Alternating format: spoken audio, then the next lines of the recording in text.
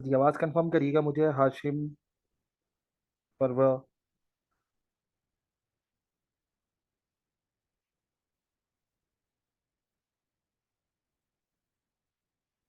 वालेकुम अस्सलाम। यार बिलाल मुझे आवाज़ कंफर्म कर दो, बस सही। वालेकुम अस्सलाम। अच्छा जी, स्टार्ट करते हैं। सबसे पहले तो कुछ क्वेश्चंस आप लोगों से पूछूंगा, उसके बाद फिर इंशाल्लाह हम आगे की तरफ मूव करते हैं। सही है। पहले तो सबसे पहले मुझे ये बताइएगा कि आप लोगों ने तकरीबन F2 के बाद कितना लेंदी गैप ले रहे हैं F5 देने में, यानी आप लोगों ने F2 कब दिया था और उसके बाद F5 कब दे रहे हैं। पहले मैं जरा फिजिकल स्टूडेंट से पूछना, उसके बाद ऑनलाइन की तरफ आता हूँ। जी आप बताइएगा। इसी दिसंबर में? मतलब अराउंड तकरीबन कोई 4 अटेम्प्ट गुजर चुकी हैं आपको, मतलब सवा साल कह लें आप। सवा साल कह लें अराउंड। वालेकुम अस्सलाम। सवा साल कह लें अराउंड। तकरीबन 5 अटेम्प्ट। अच्छा, आखिरी जो पेपर आपने दिया था अपने एफडी का, वो बेसिकली आपका F5 का ही पेपर था। वो सॉरी F2 का पेपर था। सबसे पहले F2 दिया था। अच्छा, उसके बाद एफडी कंप्लीट करते करते आपको तकरीबन 3 महीने, 6 महीने लग गए उसके बाद। सही, यानी इसका मतलब ये हुआ कि आपको ज्यादा, सबसे ज्यादा कंफर्टेबल आप बेसिकली मैनेजरियल अकाउंटिंग के अंदर थे, जब भी बेसिकली आपने सबसे पहले वही दिया होगा। सही है। तो तकरीबन 1 साल का गैप अराउंड अगर हम रखें, 1 साल चाहिए। हाँ भाई, आपने इससे पहले F2 का पेपर, सबसे पहले F2 दिया है माशाल्लाह, यानी इसका मतलब है तुम भी सबसे ज्यादा कंफर्टेबल मैनेजरियल अकाउंटिंग के अंदर थे। कौन से बैच के अंदर थे? हमारे पास ही थे। सरजी नहीं, मतलब हमारे सिस्टम के अंदर सरजी शान की बात नहीं रहती। सही, आप बताइएगा। काफी टाइम हो गया F2 दिए हुए। अच्छा, और उसके बाद स्किल्स के कौन कौन से पेपर दिए आपने? एमकॉम की बेसिस के ऊपर एग्जाम है। अच्छा, तो आपको सारे पेपर की अभी तक एग्जामेशन मिली है? कोई पेपर दे रहे हैं? पहला पेपर ही दे रहे हैं इस दफा? 3 में ऑलरेडी दे चुका। कौन कौन से? F1 F2 F3। अच्छा, ये तीनों आपने दे दिए। सही है। उसके बाद? उसके बाद F4 की मुझे एग्जामेशन, F4 की एग्जामेशन मिली है। और उसके बाद फिर आपने उसके बाद स्किल्स का कोई पेपर नहीं दिया? उसके बाद स्किल, ये पहला स्किल्स का पेपर दे रहा है। सही है। जॉब कर रहे हैं अभी? सही है। एक्सेल वगैरह के ऊपर बेहतर कमांड है। सही है। बस चीज़ों को इस तरह देखना पड़ेगा आपको। पुरानी कुछ रिकॉर्डिंग्स वगैरह होंगी F2 से रिलेटेड। जब आने वाले चैप्टर में कहीं ना कहीं हम F2 से कोई चीज़ रिलेट करेंगे तो मैं पहले बता दूंगा। तो अगर आप वो रिकॉर्डिंग से कवर करके आ जाएंगे तो क्लास में और ज़्यादा आसानी हो जाएगी। सही, तो चीज़ों को साथ में लेके चलेंगे इंशाल्लाह। हाँ भाई, आप रह गए। आपने कब दिया था भाई F2? साल हो गया? अच्छा, ये भी आप लोग एक ही बैच के? आप तीनों एक ही बैच के। सही है। तो इसका मतलब है F2 दिए हुए आपको काफी लंबा टाइम हो गया। सही है। साथ साथ ही दिया होगा अराउंड 1 साल। सही। तो इसका मतलब ये हुआ कि यार यहाँ पे देखो, F2 से F5 का रिलेशन। अच्छा, अगर मैं स्टूडेंट से क्विकली पूछूं जो लोग ऑनलाइन क्लास ले रहे हैं, आपने F2 का जो पेपर दिया था, F2 में और F5 में कितना गैप, यानी अभी जब आप F5 का पेपर अटेम्प्ट कर रहे हैं तो F2 में और F5 में कितना गैप आ रहा है? अगर आप मुझे मंथ में बता दें या ईयर में बता दें तो फिर मैं आगे की तरफ मूव करूंगा। और मेरे सामने चैट बॉक्स खुला हुआ है, तो वहां पे मैं देख लेता हूँ। इसी बात से फिर मैं आगे की तरफ चीजें कंटिन्यू करूंगा। देखो यार, असल में मामला पता है क्या है? मुझे क्विकली बताइएगा जो लोग ऑनलाइन क्लास ले रहे हैं, तो मैं इंशाल्लाह साथ में बात भी जारी रखता हूँ। देखिए, इन्होंने कहा है इसी मंथ दिया है। सही है। फरवन है, बहुत जल्दी दिया है माशाल्लाह। उसके बाद फाद नदीम कह रहे हैं कि मुझे तकरीबन कोई 1 साल हो गया। सही है। और इससे ऊपर भी मेरे ख्याल से किसी ने कुछ कहा था शायद। नहीं। सही है। अप्रोक्सीमेटली 1 साल, यानी हमारे पास मैक्सिमम स्टूडेंट्स जो है वो बेसिकली 1 साल वाले हैं। सही है। अच्छा, अब अगर मैं आप लोगों से एक और बात पूछूं, इसी से अगली वाली बात रिलेट करूं कि कुछ स्टूडेंट्स यहाँ पे बहुत बेहतर है, उन्होंने 4 महीने पहले और अभी रिसेंटली दिया, ये बड़ी अच्छी बात होती है। कुछ स्टूडेंट डायरेक्टली F5 का पेपर उठाते हैं किसके बाद, F2 के बाद, ये भी होता है। अच्छा, अब यहाँ पे अगर देखा जाए, मैं आप लोगों के सामने ना अपनी जर्नी रखता हूँ, यानी तकरीबन आज से 15 साल पुरानी। आज से तकरीबन कोई, अगर सिंगल डिकेड की बात की जाए, 10 साल से ऊपर की बात की जाए, तो उस वक्त बड़ा मार्केट के अंदर एक बड़ा सिंपल सा फिनोमिना था। वो ये था कि पहले आपने F1 F2 F3 का पेपर दिया, और F1 F2 F3 का पेपर देने के बाद डायरेक्टली F5 और F7 का पेपर उठाया। F5 क्यों उठाया? इसलिए क्योंकि पहले आपने F2 दिया हुआ था। F7 क्यों उठाया? क्योंकि पहले आपने F3 दिया हुआ था। बहुत सारे लोग साथ में F4 उठाते थे, बहुत सारे लोग, क्योंकि 6 महीने की अटेम्प्ट हुआ करती थी, तो लोग या तो उठाते थे उसके साथ F4 F5 और F7, या F5 F6 F7। जिनकी थ्योरी ज्यादा स्ट्रांग थी वो सोचते थे यार F4 F5 और F7 दे देते हैं, क्योंकि उस वक्त ना लॉ का पेपर रिटर्न आया करता था। और जिन लोगों के न्यूमेरिकल बेहतर हुआ करते थे, थ्योरी से बचना चाहते थे, वो कहते थे यार 5 6 और 7 दे दो। 6 टैक्सेशन पे आ जाएगा और 5 और 7 हमारे पुराने वाले पेपर से रिलेट करेगा। फिर आहिस्ता आहिस्ता सिनेरियो ये बना। अच्छा, वो सीरीज थी, वो सीरीज फिर बाद में जाके चेंज हो गई, तुम्हें आइडिया? सही है। वो F4 F5 F6 की सीरीज जो है वो चेंज हो गई लॉ के अंदर, पीएम के अंदर, टैक्स के अंदर, एफआर के अंदर, लेकिन अभी तक हमारी जबानों के ऊपर वही वाली बात है, F4 F5 F6 F7 वाली। लेकिन एक बात मानने वाली है, उस वक्त से एक चेंज ये आया कि स्टूडेंट्स को एक चीज का आइडिया हो गया कि यार ये इस तरह कोई सीरीज नहीं है कि पहले F4 दूंगा, फिर F5 दूंगा, फिर F6 दूंगा, फिर F7 दूंगा, ये ऐसी कोई सीरीज नहीं है।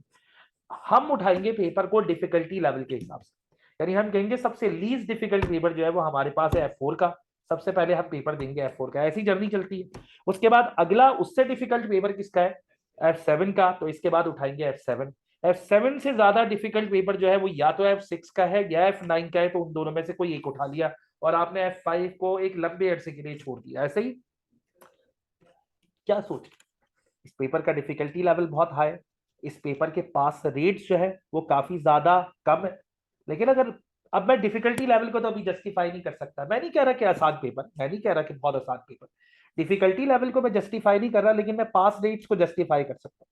आइए हम अपने सामने दो अलग अलग पेपर्स के पास रेट्स रखते हैं जिनका सिनेरियो तकरीबन एक ही है। देखो, मैं F4 को F5 के साथ कंपेयर नहीं करूंगा, उसका मेन रीजन ये कि F4 जो है वो सीबी, सही है, ऑन डिमांड सीबी, सही है, तो लाजमी तौर पे उसके अंदर ओटीक्यूज और एमसीक्यूज आएंगे, उसके अंदर बेसिकली सीआरक्यूज वाला एरिया नहीं है, कंस्ट्रक्टिव रिस्पॉन्स क्वेश्चन है ही नहीं, तो फिर उसको मैं 5 के साथ कैसे कंपेयर कर सकता हूँ? 5 को मैं 5 जैसे पेपर के साथ कंपेयर करूंगा ना, अब 5 जैसा पेपर मैं 8 थोड़ी कंपेयर करूँ, मैं 5 के साथ कंपेयर करूंगा 7 को।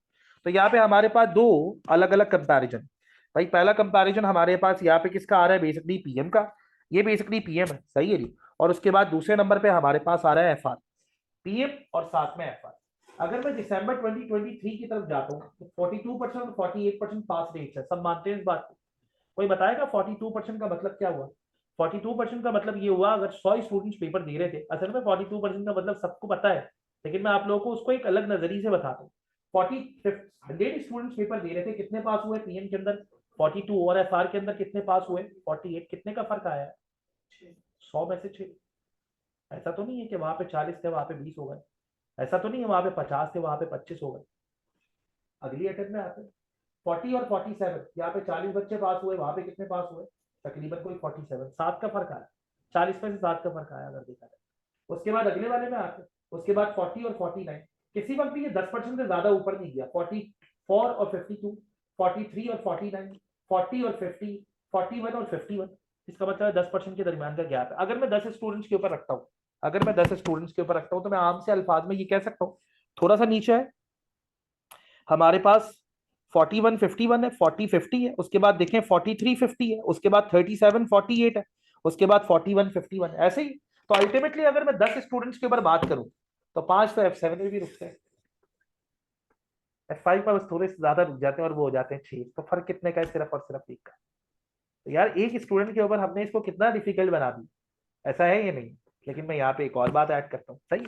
अब यहाँ तक तो बात मेरी मानी जाएगी, मैं कहता हूँ कि यार F5 को जितना लोगों ने मुश्किल बनाया है, असल में पेपर उतना मुश्किल नहीं है, इसके पास रेट उतने बुरे नहीं है जितने हमें लगते हैं। लेकिन एक और बात मानने वाली, यहाँ पे मैंने शायद, देखो जब डेटा को मैनिपुलेट करेंगे ना, तो हमसे ज्यादा बेहतर डेटा को मैनिपुलेट कोई कर ही नहीं सकता, क्योंकि हम ही तो नंबर्स के साथ खेलते हैं। इन नंबर्स को मैंने तुम्हारे सामने रखा और तुम लोगों को ये इस वक्त ऐसा फील हो रहा होगा कि यार F7 में और F5 के पास रेट्स में बहुत ज्यादा फर्क नहीं है यार, जितना हम सोचा करते थे उतना ज्यादा फर्क नहीं है, ऐसे ही। लेकिन मैं इसके अंदर एक और चीज ऐड करूं, यहाँ पे जाके मैं जो अगली चीज ऐड करूंगा, जो अगली चीज ऐड करूंगा वो बड़ी खतरनाक किस्म की होगी। ये बात मानने वाली है कि स्टूडेंट वो जो कि F1 F2 F3 दे चुके होते हैं, उसके बाद F4 के बाद F7 उठाते हैं। आपने देखा होगा आपके F7 के बैचेस के अंदर कितने स्टूडेंट्स थे, उसमें से भी कुछ फिल्टर होके आगे आए ना, सारे के सारे F7 वाले आज F6 F5 या F9 का पेपर नहीं दे रहे। इसका मतलब है जो स्टूडेंट्स फिल्टर होके आते हैं, जो स्टूडेंट्स फिल्टर होके आते हैं, उन स्टूडेंट्स में से 40% स्टूडेंट्स पास करते हैं। तो अगर हम ये बात अपने जहन से निकाल दें कि स्टूडेंट फिल्टर होके आ रहे हैं, हम अपने जहन में सिर्फ ये बात रखें कि F7 का पासिंग रेशियो जो है वो 50% है, और F5 का जो पासिंग रेशियो है वो बेसिकली कितने परसेंट है? 40%। तो दोनों के दरमियान में सिर्फ और सिर्फ 10% का फर्क होगा। अच्छा, ये तो हो गया यहाँ तक। अब यहाँ पे एक और बात जो मैं इससे आगे रिलेट करूंगा, मेन एक मामला ये आता है कि कुछ स्टूडेंट समझते हैं शायद वो स्टूडेंट जो लेट F5 का पेपर उठाते हैं उनका पासिंग रेट्स ज्यादा बेहतर है बनिस्बत उन स्टूडेंट्स के जो पहले F5 दे रहे होते हैं। ऐसा भी नहीं। मेरे सामने जितनी एग्जाम्पल्स है, अगर मैं उनके सामने एक छोटी सी बात रखूं तो ये बात मानने वाली है कि मेरे सामने जितने स्टूडेंट्स, अगर मैं उनका डेटा सामने रखता हूं तो वही स्टूडेंट्स जो कि F5 और F2 के दरमियान में 1 साल के अंदर अंदर का गैप लेते हैं, उनका F5 ज्यादा स्मूथ होता है। क्यों? क्योंकि आपको पुरानी वाली चीजें याद होती है। तुम लोगों को याद होगा एब्जॉर्प्शन कॉस्ट पर यूनिट क्या होती है, तुम लोगों को याद होगा कंट्रीब्यूशन क्या होता है, तुम लोगों को याद होगा मटेरियल प्राइस वेरिएंस क्या होता है, तुम्हें याद होगा मटेरियल यूजेज वेरिएंस क्या होता है, तुम्हें याद होगा तुमने टारगेट कॉस्टिंग थोड़ा बहुत देखा हुआ, तुम्हें याद होगा तुमने MA2 के अंदर रेलेवेंट कॉस्टिंग देखा हुआ, तुम्हें याद होगा तुमने MA2 के अंदर सिंगल लिमिटिंग फैक्टर देखा हुआ, तुम्हें याद होगा कि तुमने MA2 के अंदर कॉस्ट वॉल्यूम प्रॉफिट एनालिसिस 75% देखा हुआ है जो F5 का है। लिटरली 75% F5 का CVP एनालिसिस तो असल में सिर्फ MA2 के अंदर है। उसके बाद जो एडिशनल है वो तो सिर्फ मल्टी प्रोडक्ट है। आप सिंगल प्रोडक्ट के ऊपर कैलकुलेट करके आ चुके हैं, सिर्फ और सिर्फ एडिशनल क्या देखना है, मल्टी प्रोडक्ट। इसका मतलब है हमें काफी ज्यादा सपोर्ट करता है F2 आगे जाके F5 में। अगर गैप कम होता है तो हमें एक बेनिफिट मिलता है। वो बेनिफिट क्या होता है? वो बेनिफिट ये होता है कि हमें चीजों को रिकॉल नहीं करना पड़ता, हमारे दिमाग में खुद ब खुद चीजें आ रही होती है। यार कितना बेहतर होता है, जरा गौर करना अपनी पुरानी वाली जर्नी। यहाँ पे जो लोग MA1 MA2 के बैकग्राउंड से आए हैं तकरीबन मैक्सिमम, मुझे एक बात बताओ, अगर MA1 का पेपर दिया हो MA2 की क्लास में जैसे ही बैठते हैं सर कुछ बातें कह रहे होते हैं, याद आ रही होती है, यार ये भी चल रहा है ये भी चल रहा है, अच्छा ये तो मुझे पता था यार, अच्छा ये चीज यहाँ से रिलेट करती है, फौरन आता है प्राइम कॉस्ट, हमारा दिमाग क्लिक करता है, हमें पता होता है प्राइम कॉस्ट क्या होता है। फौरी आता है फैक्ट्री ओवरहेड, हमें याद होता है फैक्ट्री ओवरहेड क्या है। सर बात कर रहे होते हैं वेरिएबल कॉस्ट, हम वहां पे मुस्कुरा रहे होते हैं, सर ये तो हमें पता है कि वेरिएबल कॉस्ट क्या होती है, ऐसा है या नहीं? वहां पे एक क्वेश्चन आता है हाइलो मेथड का, हमें पता होता है वेरिएबल कॉस्ट कैसे निकालेंगे, फिक्स कॉस्ट कैसे निकालेंगे। तो मैं एक बात बताऊं, हमारे पास पास पेपर में जो लॉन्ग क्वेश्चंस आए, सबको पता है लॉन्ग क्वेश्चन CRQs क्या होते हैं, क्योंकि पहला पहला पेपर तो कोई दे नहीं रहा। तो अगर मैं लॉन्ग फॉर्म क्वेश्चन यानी CRQs की बात करता हूं तो एक बात अपने ध्यान में रखना, CRQs के अंदर बहुत सारी दफा ऐसा होता है कि स्टूडेंट के सामने एक क्वेश्चन आता है, स्टूडेंट उसे सॉल्व कर रहा होता है, उसमें 5 मार्क्स की रिक्वायरमेंट सिंपल हाइलो मेथड की होती है, सिर्फ क्योंकि उसको डेटा के साथ रिलेट किया हुआ है तो स्टूडेंट जो है वो आइडेंटिफाई नहीं कर पाता कि यार यहाँ पे वेरिएबल कॉस्ट और फिक्स्ड कॉस्ट को अलग करने के लिए हाइलो मेथड यूज होगा। इसका मतलब है F2 का बहुत बड़ा रोल है किसके अंदर, F5। F2 का रोल नहीं है यार F9 के अंदर। F9 में तो सिर्फ क्या है, कंट्रीब्यूशन ही तो है। इन्वेस्टमेंट अप्रेजल कर रहे होते हैं तो आप कंट्रीब्यूशन वेरिएबल कॉस्ट और फिक्स कॉस्ट को अलग कर रहे होते हैं। उसके अलावा F2 का कोई भी रोल नहीं है F9 के अंदर। ये सिर्फ हम सोच के चले जाते हैं शायद F2 का एडवांस जो है वो F9 है, कुछ लोग सोच लेते हैं, जबकि F2 का असल में एडवांस बेसिकली सिंपल है ना। एक है आपके पास मैनेजमेंट अकाउंटिंग, दूसरा आपके पास परफॉर्मेंस मैनेजमेंट। ACCA की वेबसाइट पे जाके देखें मैनेजरियल अकाउंटिंग से कितने पेपर रिलेट कर रहे हैं, वो कहेंगे F2 के बाद F9। तो यहाँ पे वो स्टूडेंट जिनका गैप कम है उनको एक फायदा। अब मैं यहाँ पे दोनों स्टूडेंट्स को फैसिलिटेट करूंगा, जरा गौर से सुनना। वो स्टूडेंट जिन्होंने अभी लिटरली F5 F2 का पेपर दिया है और वो उसके बाद F5 का पेपर उठा रहे हैं, उनके लिए आसानी क्या है, उनको पुरानी बहुत सारी चीजें याद होंगी, उनको बहुत सारी पुरानी चीजें याद होंगी। नंबर 2 एक बड़ी अच्छी बात और क्या है, उनको पुरानी चीजें याद होंगी, उनको चीजें पिक करने में आसानी होगी, सही है। लेकिन उनको मुश्किल क्या होगी, उनको मुश्किल ये होगी, छोटी सी मुश्किल ये होगी कि एक्सेल के ऊपर थोड़ी सी कम कमांड होगी अगर पहला पेपर दे रहे हैं, सही है। और उसके अलावा पेपर के प्रेशर को हैंडल करना, फर्स्ट टाइम पे इतना बड़ा पेपर आप देंगे तो उसको हैंडल करना। तो उसका हल क्या होता है, उसका हल बड़ा सिंपल सा है। उसका हल उनके लिए क्या है, उसका हल उनके लिए ये है कि मैं जब मैक्सिमम क्वेश्चन आपको सॉल्व करने के लिए दूंगा तो आपने वो मैक्सिमम क्वेश्चन मुझे सॉल्व करके देना। देखो यार यहाँ पे ऐसा नहीं होता कि मैं आप लोगों के सामने ये रखूं यार ये वाला CRQ आओ सॉल्व करते, नहीं, आओ सॉल्व नहीं करते, आप सॉल्व करके देंगे क्लास के अंदर, घर पे जाके आप सॉल्व करके देंगे। मैं उसे सॉल्व नहीं करवाऊंगा, मैं कम क्वेश्चन सॉल्व करवाता हूँ, स्टूडेंट्स को ज्यादा देता हूँ, लेकिन अल्टीमेटली वो सारे के सारे क्वेश्चन असल में रीचेक या डिस्कस क्लास के अंदर ही हो रहे होते। तो इस चीज का बस आप लोगों ने ख्याल रखना। यार देखो पेपर रुकता क्यों है पता है, मैं एक स्टूडेंट से बाहर जाके मिलता हूँ, मैं कहता हूँ हाँ भाई तुम्हारा F7 का पेपर रुक गया, तो कहता हाँ रुक गया। मैं कहता हूँ क्यों रुका, कहता है सर पता नहीं क्या हुआ। मैं उससे पूछता हूँ अच्छा कितने CRQ खुद किए थे, सर एक। सर कोई भी नहीं। सर ने सॉल्व करवा तो दिए थे। अबे भाई सर ने जाके पेपर थोड़ी देना है, पेपर तो तुमने देना है, बिल्कुल ऐसा ही। इसलिए मैक्सिमम क्वेश्चन आप लोगों ने खुद ट्राई करने हैं। ये मैं किन लोगों से कह रहा हूँ, वो लोग जो F2 के फौरन बाद F5 दे रहे हैं, पेपर को हैंडल करने के लिए बड़ा आसान सा तरीका ये है कि मैक्सिमम क्वेश्चन आप खुद से सॉल्व करेंगे, आहिस्ता आहिस्ता आपका कॉन्फिडेंस लेवल क्या होना शुरू हो जाएगा, बूस्ट। दूसरी चीज, आपने जितने भी क्वेश्चन सॉल्व करने की कोशिश करिएगा कि वो एक्सेल के ऊपर सॉल्व करेंगे तो वो आसानी हो जाएगी। ये तो वो स्टूडेंट साइडलाइन हो गए जिन्होंने रिसेंटली F2 का पेपर दिया। अब वो स्टूडेंट जिन्होंने F2 का पेपर और F5 के पेपर के दरमियान में 6 महीने से ज्यादा गैप लिया, लाजमी तौर पे उतनी चीजें तुम लोगों को याद नहीं होगी जितनी चीजें उन लोगों को याद है। उनको यहाँ पे एज मिल गया, लेकिन तुम्हारा एज क्या है, तुम्हारा एज ये है कि तुम्हें पेपर का प्रेशर हैंडल करना आता है क्योंकि तुम कुछ पेपर्स दे चुके हो। तुम्हें एज ये मिलेगा कि तुम्हें स्प्रेडशीट ज्यादा बेहतर तरीके से यूज करनी आती है, टाइम को मैनेज करना आता है। लेकिन तुम्हारे पास लैक क्या है, तुम्हारे पास जो सबसे बड़ा लैक है वो ये है कि कुछ चीजें दिमाग से निकल चुकी है, सही है। तो उसके लिए शर्माने वाली कोई बात नहीं है, तुम लोग मुझे जो कहोगे मैं F2 से रिलेटेड वो मटेरियल तुम्हारे साथ शेयर कर दूंगा। तो मुझे कहोगे सर हमें हाइलो मेथड याद नहीं है, समय हमें स्टैंडर्ड कॉस्टिंग मसला कर रही है, आप स्टैंडर्ड कॉस्टिंग स्टार्ट करने वाले, कोई मसला नहीं, तो मुझे बताओगे, मैं तुम्हें उसकी वीडियोस शेयर कर दूंगा, तुम उसको देख के फिर आगे की तरफ मूव करना, सबसे आसान तरीका। सही, कहीं पे भी तुम लोगों को ऐसा लगेगा सर आप स्टैंडर्ड कॉस्टिंग स्टार्ट करने वाले और मेरे वेरिएंसेस कमजोर थे, कोई मसला नहीं है यार, 4 घंटे और इन्वेस्ट कर दो यार। F2 के लेवल के ऊपर 6 घंटे लगते थे ना स्टैंडर्ड कॉस्टिंग को कवर करने के लिए, आज थोड़ी लगेंगे यार, आज तुम उस जगह पे थोड़ी हो जिस जगह पे तुम F2 के लेवल के ऊपर, तो इसका मतलब वो चीजें थोड़ी सी और ज्यादा बेहतर हो जाएंगी। इन चीजों का ख्याल रखेंगे इंशाल्लाह, तो आगे जाके प्रॉब्लम नहीं होगी। बाकी पास रेट्स के दरमियान में आप लोगों ने घबराना नहीं है, ये नहीं सोचना पेपर निकलता नहीं है यार, सबका निकलता है, सब आगे जाते हैं। यहाँ पे असल में स्टूडेंट ने कुछ अलग किस्म की थीम बनानी शुरू कर दी। मैंने थोड़े अरसे पहले ये भी सुना है कि स्टूडेंट कह रहे हैं सर पहले डबल ए दे दूं उसके बाद F5 दे दूं। सही, क्योंकि मैंने सुना है कि F5 ज्यादा मुश्किल है। भाई डबल ए जैसा पेपर तो हमारे पास कोई है ही नहीं, ऑडिट एंड एश्योरेंस जैसा पेपर तो हमारे पास कोई और है ही नहीं, तो इसका मतलब ये हुआ इसका डिफिकल्टी लेवल को हमने खामा-खाई में बहुत ज्यादा ओवर स्टेट किया हुआ, ऐसा नहीं। सही, अच्छा जी, एक तो ये वाली बात पहले कवर अप हो गई। कोई क्वेश्चन किसी का अगर कोई जहन में आ रहा है तो पूछिएगा, वरना फिर मैं आगे की तरफ मूव करूं। कोई बात तो आप लोगों को, मेरे ख्याल से सारी बातें हो गई। अब हम मूव करते हैं बेसिकली कोर्स की आउटलाइन की तरफ कि हमारे कोर्स में कौन कौन से एरिया आते हैं। ये फाइल मैं आप लोगों के साथ शेयर कर दूंगा, तो इसे आप लोगों को कॉपी करने की जरूरत नहीं है, ये आप लोगों के ग्रुप के ऊपर अभी आ जाएगी। सही, चलिए जी स्टार्ट करते हैं।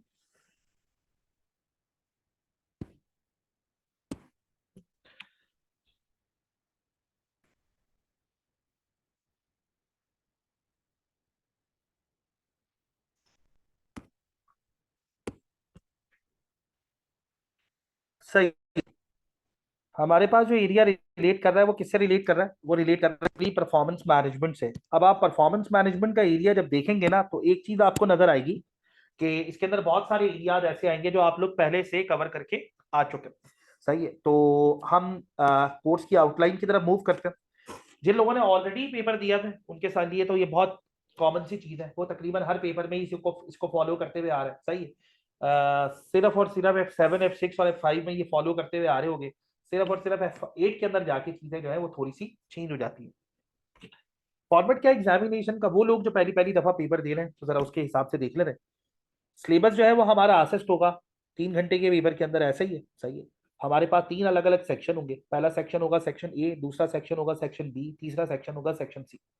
पहले सेक्शन के अंदर टोटल कितने क्वेश्चन होंगे, 15 ऑब्जेक्टिव टेस्ट क्वेश्चन होंगे। सही है, ओटीक्यूज में जब भी कहूँ इसका मतलब है हम मल्टी चॉइस क्वेश्चन की बात कर रहे हैं, या डेटा एंट्री की बात कर रहे हैं, या मल्टी रिस्पॉन्स क्वेश्चन की बात कर रहे हैं। एक ऑप्शन सेलेक्ट करना है, एक से ज्यादा ऑप्शन सेलेक्ट करने की कोशिश करना है, एक से ज्यादा वाला एरिया। देखो ये एक से ज्यादा वाला एरिया पता है कब आसान हो जाता है, जब तुम लोग क्वेश्चन को रीड आउट करो और चारों ऑप्शन को हमेशा रीड आउट करो, और चारों ऑप्शन में से जो ऑप्शन सही हो वो सही क्यों है ये तुम्हें पता हो, और बाकी जो गलत क्यों है वो गलत क्यों है ये भी तुम्हें पता हो। इसका मतलब है फिर मल्टीपल रिस्पॉन्स क्वेश्चन करोगे ना तो मसला नहीं होगा। मैं आप लोगों के सामने एक बात रखूं, आप लोगों ने FA2 MA2 F2 F3 के अंदर बहुत सारे स्टूडेंट से सुना होगा, वो अपने टीचर से कह रहे होते हैं, मैंने तो बहुत सारी दफा ये बात सुनी है, सर मेरे ना क्वेश्चन सही हो जाते हैं, जहां पे एक से ज्यादा टिक करने होते हैं ना वहां पे गलती हो जाती है। इसका मतलब पता है क्या हुआ, इसका मतलब ये होता है मुझे ये तो आइडिया है कि जो सही है वो क्यों सही है, लेकिन जो गलत है वो गलत क्यों है मुझे उसके बारे में 100% आइडिया नहीं है, तो मैं बेस्ट चूज कर लेता हूँ। लेकिन जब 2 या 3 चूज करने होते हैं तो वहां पे फिर वो वाला काम नहीं हो पाता, तो इसलिए क्वेश्चन गलत हो जाते हैं। तो हमारे पास आएंगे पहले 15 ऑब्जेक्टिव टेस्ट क्वेश्चन। सही है, ये तो हो गए पहले 50। उसके बाद फिर हमारे पास अगला सेक्शन कौन सा है, सेक्शन बी, जिसके अंदर होंगे 3 MTQs, यानी 3 multi task question. Multi task question के जो केसेस होते हैं वो केसेस होते क्या है, वो OTQs के ऊपर बेस कर रहे होते हैं, डेटा थोड़ा सा लेंदी होता है, उससे रिलेटेड हमारे पास जो है वो बेसिकली हर स्पेसिफिक MTQ के अंदर 5 क्वेश्चन होंगे, हर क्वेश्चन के 2 मार्क्स होंगे, टोटल मार्क्स इसमें हो जाएंगे 30। 30 आपको वहां से मिल गए, 30 आपको यहाँ से मिल गए। ये कहना अभी फिलहाल फजूल है कि तुम लोगों को किसके ऊपर कितने % मार्क्स अपील करने, क्योंकि यार ये तो पेपर के करीब वाली बातें बहुत ज्यादा। वैसे नॉर्मली अगर मैं वैसे ही देखूं तो हम स्टूडेंट से ये कहते हैं कि यार तुमने तकरीबन कम से कम ये, अच्छा मैं बात यहाँ पे बहुत सारी दफा पता है मिनिमम थ्रेश होल्ड के ऊपर कर रहा होता हूँ। अब एक स्टूडेंट कहेगा सर मैं तो सोच रहा हूँ कि इन 60 में से 50 या 55 मार्क्स अपील करने, यार बिल्कुल करने, लेकिन मैं जरा मिनिमम थ्रेश होल्ड के बारे में बात कर लूँ। देखो यार तुम लोगों ने अगर अपने पेपर को सिक्योर करना है ना, तो ये बात याद रखना कि हमेशा इन 2 एरियाज के अंदर से तुम 75% मार्क्स अपील कर। मैंने 75% कम रखा है, मैं इसको 50 पे भी लेके आता, लेकिन 45 मार्क्स। इन 60 में से कितने मार्क्स अपील करने हैं आपने, 45। और अगर 45 नहीं हो रहे तो फिर 40, यानी मिनिमम थ्रेशोल्ड आपका कितना होना चाहिए, 40 से नीचे नहीं जाना चाहिए। इसका मतलब ये हुआ कि हर 3 में से 2 क्वेश्चन भी सही हो रहे होंगे, गलत भी हो रहा होगा तो कोई मसले वाली बात नहीं है। इसके अंदर से आप 40 मार्क्स क्या कर लेंगे, अवेल कर लेंगे। और ये बात याद रखना, जिस स्टूडेंट ने स्टार्टिंग के 2 एरियाज में से 40 मार्क्स अवेल कर लिए ना, इसका मतलब है आपका पेपर निकल गया। क्योंकि यार अगर मैं इन 2 एरियाज से जो 60% है यहाँ से 40 मार्क्स अवेल कर लेता हूँ, तो 10 मार्क्स अवेल करना मेरे लिए सीआरक्यू में से कुछ भी नहीं होगा यार, कुछ भी नहीं होगा। एक सीआरक्यू की एक सीआरक्यू सिर्फ सॉल्व करके आऊंगा जब भी पेपर निकल जाए। तो मिनिमम लेवल के अंदर आपने कोशिश क्या करनी है कि 40 मार्क्स आपको मिले इन 2 सेक्शन से। इन 2 सेक्शन से आपको कितने मार्क्स मिल जाए, 40। अगर इन 2 सेक्शन से आपको 40 मार्क्स मिल गए और इस सेक्शन से आपको मिनिमम 20 मार्क्स भी मिल गए, सही है, आधा आपने क्वेश्चन गलत किया, जब भी आपके मार्क्स कितने बनते, 60, इजीली आपका पेपर बड़े अच्छे स्मूथ मार्क्स के साथ क्या हो जाएगा, क्लियर हो जाएगा। इस चीज का आपने थोड़ा सा ख्याल, पहली बात हो गई। अच्छा, दूसरी एक बात बड़ी इंपॉर्टेंट और भी है, मैंने, शायद तुम लोगों ने अगर हमारा पेज फॉलो करते हो या मेरी कुछ पोस्ट वगैरह आपने देखी हो, इस अटेम्प्ट में तो नहीं, क्योंकि इस अटेम्प्ट में तो अभी तक रिजल्ट भी नहीं आया। इससे पिछली अटेम्प्ट में हमारे पास टोटल मिला के 13 स्टूडेंट्स, 13 में से 11 स्टूडेंट्स ने पेपर दिया था, 2 स्टूडेंट्स ने पेपर नहीं दिया, और 11 में से 11 स्टूडेंट पास। लेकिन मैंने एक चीज देखी थी उस स्पेसिफिक बैच में, अच्छा वैसे भी तकरीबन 70, किसी वक्त पे 70, किसी वक्त पे 80, मिनिमम भी गया तो 60%, सही। लेकिन जब 60% के ऊपर गया था, उसके भी कुछ रीजन थे। उसके अंदर रीजन ये थे कि हमारे पास कुछ स्टूडेंट्स आए थे जो बहुत लंबा गैप लेके आए, तो उसमें से 50% स्टूडेंट पास हो गए, 50% रह गए। क्योंकि बात यह, आप एक बहुत लेंदी गैप लेके आए हो ना, तो नए तरीके से फिर अपनी जर्नी स्टार्ट करना, तो पेपर, पहला पेपर बड़ा मुश्किल होता है। ये तुम लोगों को अभी फील नहीं होगा, कि जिन लोगों के ऊपर गुजर रही होती है ना, सही है, तो वो फील कर सकते हैं कि वापस स्टडी की तरफ आना बड़ा एक मुश्किल काम होता है। तो अगर हम उस 60%, अच्छा मैं अगर उस 100% को अपने माइंडसेट में रखूँ ना, तो मैंने एक बात देखी, मुझे उसमें जो की नजर आती है ना, वो एक ही की नजर आती है, सक्सेस की। और वो की नजर, देखो यार, हमारे स्टूडेंट पास होते हैं 100%, उनसे ज्यादा खुशी हमें होती है। वैसे तो उनको ज्यादा खुशी होती है, लिटरली ये बात मानने वाली, वो तो मैं कह रहा हूँ ऐसी कि हमें ज्यादा खुशी होती है, सही है, लेकिन खुशी हमें भी होती है, सही। तो अब ये बात यार, एक बच्चा है, उसने फर्स्ट टाइम पे कोई पेपर दिया, फर्स्ट टाइम पे पेपर क्लियर हो गया, मतलब उसकी खुशी को मैं मैच तो नहीं कर सकता, लेकिन एक सर्टेन लेवल के ऊपर खुशी हमें भी होती है। लेकिन अब एक चीज देखते हैं, मुझे जो लगता है ना, वो की टू सक्सेस पता है क्या है, वो मैक्सिमम क्वेश्चन को खुद से अटेम्प्ट करना। जब आप उसके अंदर कंजूसी करेंगे तो प्रॉब्लम शुरू हो जाएगी। और ये पहले चैप्टर से ही, भाई पहला चैप्टर हमारे पास अगर एक्टिविटी पेज कॉस्टिंग का स्टार्ट हो रहा है ना, तो मैं मैक्सिमम क्वेश्चन आपकी साइड पे रखूंगा, आप वो क्वेश्चन करके आएंगे, मैं उनके आंसर चेक करवाऊंगा, सही है। उस जगह पे अगर आप गलती कर रहे हैं, आप नहीं करते क्वेश्चन, तो पेपर के फ्लंक होने के चांसेस बढ़ जाएंगे। और अगर आप स्मूथली क्वेश्चंस को कंप्लीट करते रहते हैं, तो इंशाल्लाह जो है वो मामला अपनी जगह पे स्मूथली चलते रहेंगे। तो सर, अगर आप ये कहते हैं कि हमने बेसिकली असाइनमेंट्स वगैरह कंप्लीट कर दें, तो आप एक दिन में अगर 12 घंटे के असाइनमेंट दे दें, फिर क्या करेंगे हम लोग जॉब करने वाले, सही, हम कैसे करेंगे 12 घंटे कैसे? भाई मैंने आपको 2 घंटे से ऊपर का काम ही नहीं दे रहा किसी वक्त पे, क्योंकि मैं आखिर में काम देना थोड़ा शुरू करूंगा, मैं तो दूसरी क्लास से ही काम देना स्टार्ट कर दूंगा। एक्टिविटी बेस्ड कॉस्टिंग मैंने करवाया, 2-3 क्वेश्चन अपने सामने करवाए, उसके बाद मैंने तुम्हें टास्क दे दिया, यार ये क्वेश्चन करके आओ। अगली क्लास में तुम क्वेश्चन करके आए, कुछ हुए कुछ नहीं हुए, कुछ डिस्कस कर लिए, कुछ जो है वो स्मूथली क्या हो गया, खत्म हो गया। तो इसका मतलब क्या हुआ, इसका मतलब आराम से पेपर अपनी जगह पे स्मूथली खत्म हो। मैं आपको एक दिन में 2 घंटे से ऊपर का टास्क नहीं दूंगा। मैं अगर तुम्हें सीआरक्यू भी दूंगा तो एक दिन में 4 थोड़ी दूंगा यार, एक दिन में 2 सीआरक्यू दूंगा। हाँ, इन केस अगर लंबा गैप आने वाला होगा, मैं कहूंगा यार अभी एक काम करो, 4 घंटे के बराबर का काम कर लो, क्योंकि 2 दिन का गैप आने वाला है। फिर जब बीच में गैप, जिन दिनों में गैप नहीं आएगा, उस दिन कोई काम नहीं दूंगा। अगर मेरी एक क्लास होती है सैटरडे को और एक क्लास होती है फ्राइडे को, दोनों के दरमियान में कोई गैप नहीं है, कोई चीज नहीं देनी मैंने आप लोगों को। लेकिन जब गैप आएगा तो चीजें दूंगा, क्योंकि यार मैंने असल में ना कोर्स को चलते हुए तुम लोगों से 90 घंटे की प्रैक्टिस करवानी है। अब 90 घंटे की प्रैक्टिस उसी सूरत में हो सकती है अगर मैं 2-2 घंटे की प्रैक्टिस जो है वो हर स्पेसिफिक क्लास के बाद करवाता हूँ, तो किसी ना किसी तरह 90 घंटे पे पहुंच जाए। और अगर तुम 90 घंटे की प्रैक्टिस मेरे साथ ही कंप्लीट कर लोगे ना, तो पेपर जब खत्म होगा इंशाल्लाह, उसकी डेट भी अराउंड तकरीबन 20 से 22 के करीब करीब ही होगी। लेकिन ये बात याद रखो कि पेपर जिस वक्त खत्म होगा ना हमारा, तुम्हारी इतनी प्रैक्टिस हो चुकी होगी कि तुमने सिर्फ चीजों को गो थ्रू करना होगा, तुमने इस किरायत से किसी चैप्टर को स्टार्ट नहीं करना होगा, वो टाइम मैनेज हो जाए। क्योंकि देखो, कोई भी पेपर उस वक्त फेल होने के चांसेस बना लेता है जिस वक्त आप मुझसे ये पूछना शुरू कर दें, सर कौन सा एरिया इंपॉर्टेंट है, वो करके चला जाओ। इतना टाइम नहीं बचा कि मैं सारे एरियाज कर सकूं। इसका मतलब है आधा पेपर हमारे हाथ से निकल चुका है। जिस वक्त आप ये सोचे ना कि मैं ये कर लूं, ये छोड़ दूं, ये कर लूं, ये छोड़ दूं, इसका मतलब है आधा पेपर आपके हाथ से निकल गया। सही है। तो इसका मतलब क्या हुआ, इसका मतलब आपने कोशिश करनी है 40% 40 मार्क्स यहाँ से अवेल कर ले, 20 मार्क्स यहाँ से अवेल कर ले मिनिमम, तो अल्टीमेटली स्मूथली आपका पेपर यहाँ पे क्लियर हो सकता है। अच्छा जी, सेक्शन ए के अंदर हमारे पास 15 ऑब्जेक्टिव टेस्ट क्वेश्चन आ गए। सेक्शन बी के अंदर हमारे पास आ गए बेसिकली केस बेस्ड एमसीक्यूज, और वो तकरीबन आ गए कितने, 3। टोटल मिला के हमारे पास हो गए 60 मार्क्स। 2 आएंगे हमारे पास सीआरक्यूज, कंस्ट्रक्टेड रिस्पॉन्स क्वेश्चन। इसके अंदर क्या होगा, बेसिकली फुल फॉर्म क्वेश्चन होगा। अगर आपने थ्योरी लिखनी होगी वो आप वर्ड के ऊपर टाइप करेंगे, अगर आपके पास न्यूमेरिकल होंगे तो आप उसको एक्सेल के ऊपर सॉल्व करेंगे। पहला सेक्शन ऐसा है हमारा जो कि बेसिकली ऊपर वाले 2 एरियाज के अंदर एग्जामिन होगा। तो थोड़े अरसे के बाद इंशाल्लाह जब वो खत्म हो जाएगा तो हम वो एरिया स्टार्ट करेंगे जो कि आगे से रिलीज कर रहा है। अब एक बड़ी इंपॉर्टेंट बात, the constructed response question mainly come from section C, B, E and F. जो सीआरक्यू है वो कहां से आएगा, सेक्शन सी से, सेक्शन बी से, ई से और एफ से। ये असल में है क्या, ये जो एरिया है आपके पास ये है परफॉर्मेंस मैनेजमेंट सिस्टम, और उसके अलावा बाकी जो 3 सेक्शन है उसके बारे में बात करें। यानी इसका मतलब ये हुआ सेक्शन सी, बी, ई और एफ ये वो एरिया है जहां से आपके पास सीआरक्यू बन सकते हैं, 2 सीआरक्यूज बने। सही, अब ये कौन से एरिया है इसके बारे में बात हो जाएगी। बाकी ये जो ऊपर वाले 2 एरिया है यानी ओटीक्यूज और एमटीक्यूज, ये तो किसी भी जगह से बन सकते हैं, इसके अंदर कोई खास मामला नहीं। इसका मतलब ये हुआ कि सेक्शन इसके अंदर ए और बी का जो एरिया है उससे आपके पास सीआरक्यू नहीं बन सकता। अच्छा, हमारा एरिया ही पहला वो है जो हम एरिया बी स्टार्ट करेंगे। सही, अब बात कर लेते हैं हमारे पास कौन कौन से एरिया है, ताकि फिर मैं उसके हिसाब से थोड़ा आपको समझा दूं। पेपर के लिंकेज का तो आइडिया है, पहला पेपर आपकी बात F2 था, F2 का एडवांस F5 है, और F5 का एडवांस जो है वो स्टूडेंट नॉर्मली पाकिस्तान में कम ही लेते हैं एडवांस परफॉर्मेंस मैनेजमेंट का पेपर। आ जाओ भाई, section A information technology and system of organisational performance. Student कहते हैं सर ये वाला कौन सा एरिया है, बड़ा आसान यार, ये तुम लोगों ने ऑलरेडी पहले F1 के पेपर के अंदर देखा हुआ। भाई डेटा क्या होता है, प्राइमरी डेटा क्या है, सेकेंडरी डेटा क्या है, इनपुट डिवाइसेस क्या होती हैं, आउटपुट डिवाइसेस क्या होती हैं, ये एक मेन एरिया, ये कंप्लीट करना है हमने। यहाँ से आपके पास नॉर्मली पेपर के अंदर 2 से 4 मार्क्स आते हैं, एक ओटीक्यू आ जाएगा या मैक्सिमम 2 ओटीक्यू आ जाएगा। और आगे चलते हैं, specialist cost and management accounting techniques. ये वो एरिया जो आप लोगों ने पहले F2 के अंदर थोड़ा बहुत देखा हुआ, आगे जाके खुलेगा तो आइडिया हो जाएगा। अच्छा, ये 2 एरियाज ऐसे हैं जहां से सीआरक्यू नहीं बनने वाला, यहां से सीआरक्यू नहीं बनेगा। सीआरक्यू क्या कहां से बनेगा, 1 2 3 4, ये 4 एरियाज है जहां से आपके पास क्या बनेगा, सीआरक्यू बनेगा। बन सकता है, सही है, किसी 2 एरिया से बनेगा।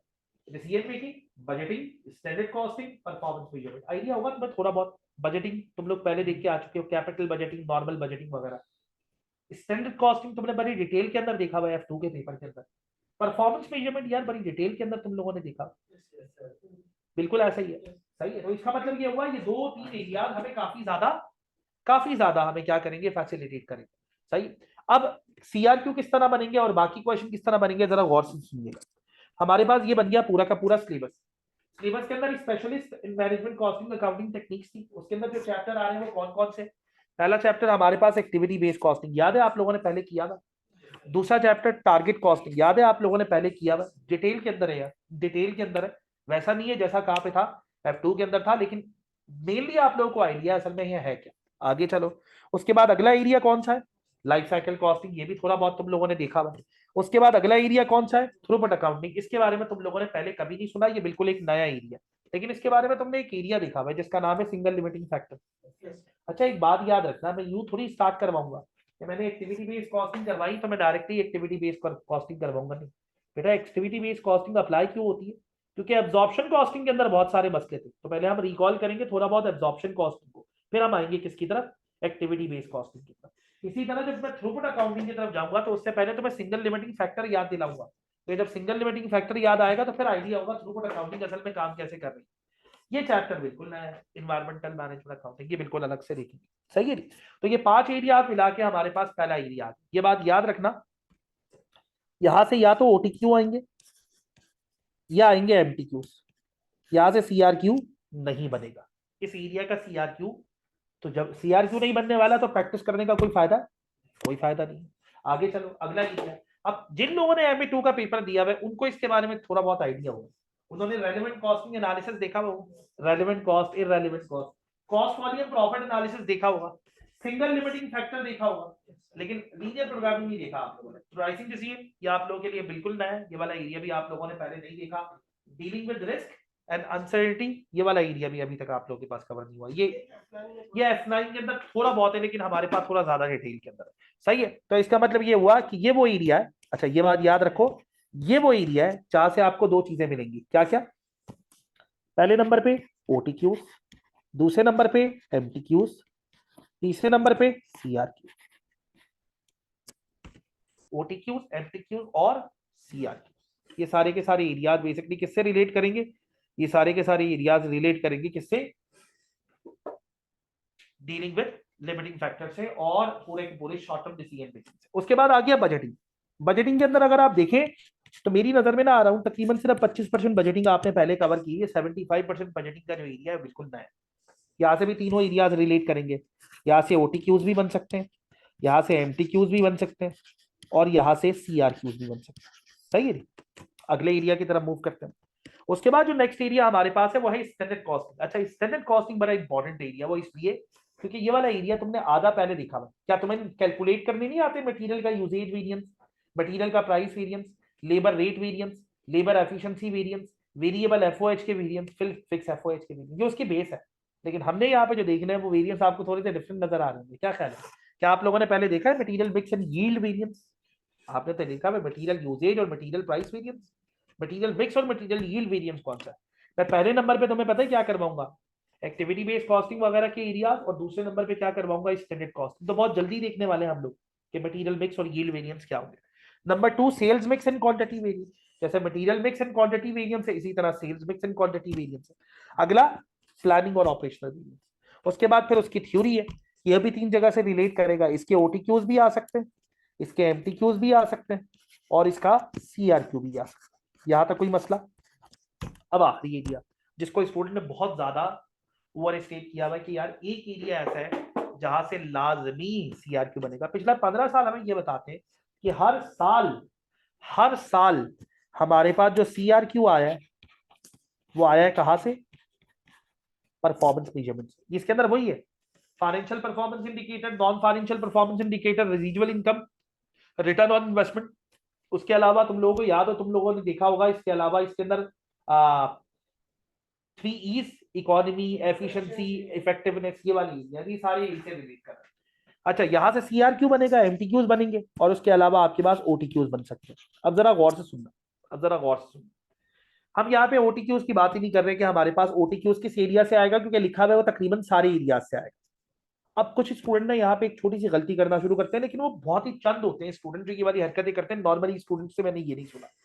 सर परफॉर्मेंस मेजरमेंट से तो एक CRQ बनेगा ही बनेगा ना, इसका मतलब है बस मैंने इसके ऊपर किसी तरह अपनी बेहतर तैयारी रखनी है। ये बहुत अजीब सी अप्रोच है भाई। यहाँ से सिर्फ 20% मार्क्स आने, बाकी 80% मार्क्स तो पूरे के पूरे सिलेबस से आने। तो मैं इसलिए कह रहा हूँ चंद स्टूडेंट होते हैं जो इस तरह की बात कर रहे होते हैं। जरा गौर करना। कोई स्टूडेंट कहता है सर मैं ना स्टैंडर्ड कॉस्टिंग के कम CRQ करके जाऊंगा, परफॉर्मेंस मेजरमेंट के ज्यादा CRQ करके जाऊंगा, क्योंकि परफॉर्मेंस मेजरमेंट का CRQ तो कंफर्म है।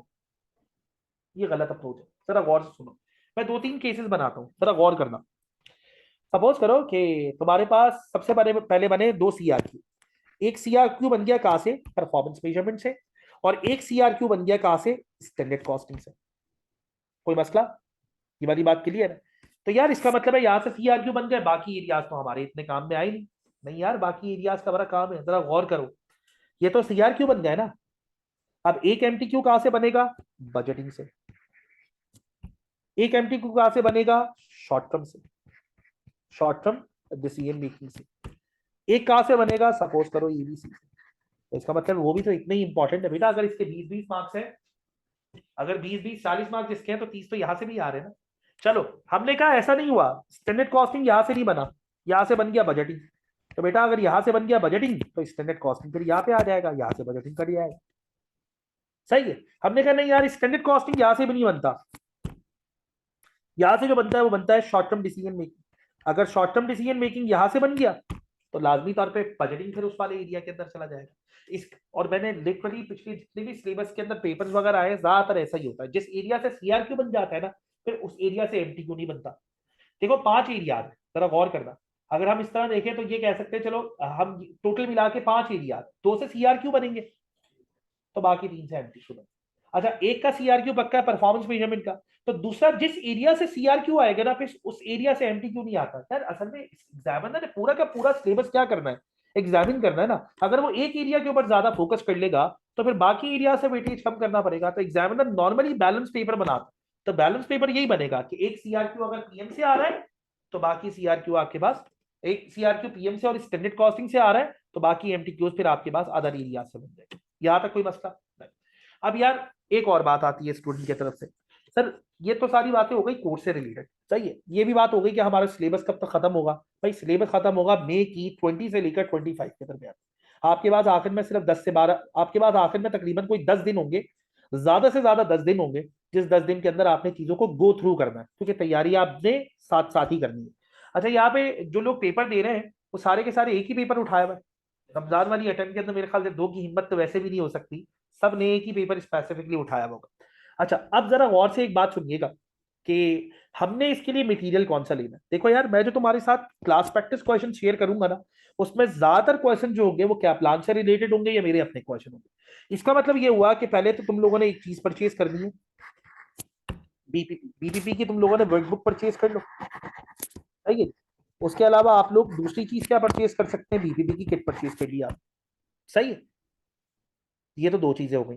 अगर तुम कहते हो सर नहीं मैं वर्कबुक से नहीं पढ़ूंगा, मैं स्टडी हब से रीडिंग करूंगा, तो फिर एक काम करो वर्कबुक छोड़ दो, स्टडी हब से रीडिंग कर लो। लेकिन किट फिर भी तुमने परचेज करनी है, क्योंकि यार किट के अंदर ना, किट के अंदर तकरीबन हर स्पेसिफिक चैप्टर के तकरीबन 15 से 20 ओटीक्यूज मौजूद है, सही है। ओटीक्यूज मौजूद है, 4 से 5 एमटीक्यूज मौजूद है, तो उनकी जरूरत होगी। बाकी मैं सॉफ्ट कॉपी इंशाल्लाह आप लोगों के साथ शेयर कर दूंगा। तो ये दो चीजें, इसमें भी आपको बीपीपी की वर्कबुक भी सॉफ्ट कॉपी भी मिल जाएगी और किट भी सॉफ्ट कॉपी मिल जाएगी। अगर तुम सॉफ्ट कॉपी से काम चला सकते हो तो सही है, और अगर तुमने हार्ड फॉर्म के अंदर उसे परचेज करना है तो फिर परचेज करिए, सही है। तो यहाँ पे जाके हमारा पहला जो एरिया था इंट्रोडक्शन से रिलेटेड वो अपनी जगह पे वाइंड अप हो जाता है, सही है। कोई क्वेश्चन अगर आप लोगों के जहन में आ रहा है तो आप लोग पूछ लें, वरना फिर हम आगे की तरफ मूव करते हैं। और हमारे कोर्स का जो पहला एरिया है एक्टिविटी बेस्ड कॉस्टिंग, उसकी बेसिक क्या है एब्जॉर्प्शन कॉस्टिंग, वो आज देख के आगे की तरफ मूव करेंगे। अगर जरूरत पड़ी तो फिर इंशाल्लाह एक्टिविटी बेस्ड कॉस्टिंग की तरफ भी चले जाएंगे। कोई स्टूडेंट आप में से किसी स्टूडेंट्स का ऑनलाइन अगर किसी स्टूडेंट का कोई क्वेश्चन है तो पूछ लें, वरना फिर मैं आगे की तरफ मूव करता हूँ। देखो पेपर के अंदर जो हमारे पास एरिया है ना वो तकरीबन 50-50% है। 50% न्यूमेरिकल एरिया और 50% थ्योरेटिकल एरिया। यानी जब तुम मेरे साथ क्लास प्रैक्टिस क्वेश्चन भी करोगे ना, क्या प्लान की किट करोगे या बीबीपी किट करोगे, तो हमेशा अगर तुम्हारे पास एक न्यूमेरिकल क्वेश्चन आ रहा है तो दूसरा एरिया किसका होगा, थ्योरेटिकल का। अगर तुम सीआरक्यूज की बात करते हो, सीआरक्यूज के अंदर भी तुम्हारे पास एक्सेल के ऊपर परफॉर्म करने वाले एरियाज 20 मार्क्स के ऊपर होंगे, और उसकी थ्योरी कितने मार्क्स के ऊपर होगी, 20 मार्क्स के ऊपर। कभी कभार ऐसा आता है कि दो सीआरक्यूज बने जिसमें 25 मार्क्स थ्योरी के थे और 15 मार्क्स जो है वो सिर्फ न्यूमेरिकल थे, तो फिर वो तुम्हें ओटीक्यूज के अंदर और एमटीक्यूज के अंदर कहीं ना कहीं सपोर्ट दे देगा। एमटीक्यूज में भी हमारे पास यही है, 3 थ्योरेटिकल क्वेश्चन, 3 न्यूमेरिकल क्वेश्चन आएंगे तो 2 थ्योरेटिकल, 3 न्यूमेरिकल 2 थ्योरेटिकल, और थ्योरी हमें इतना ज्यादा मसला करती नहीं है एफ5 में।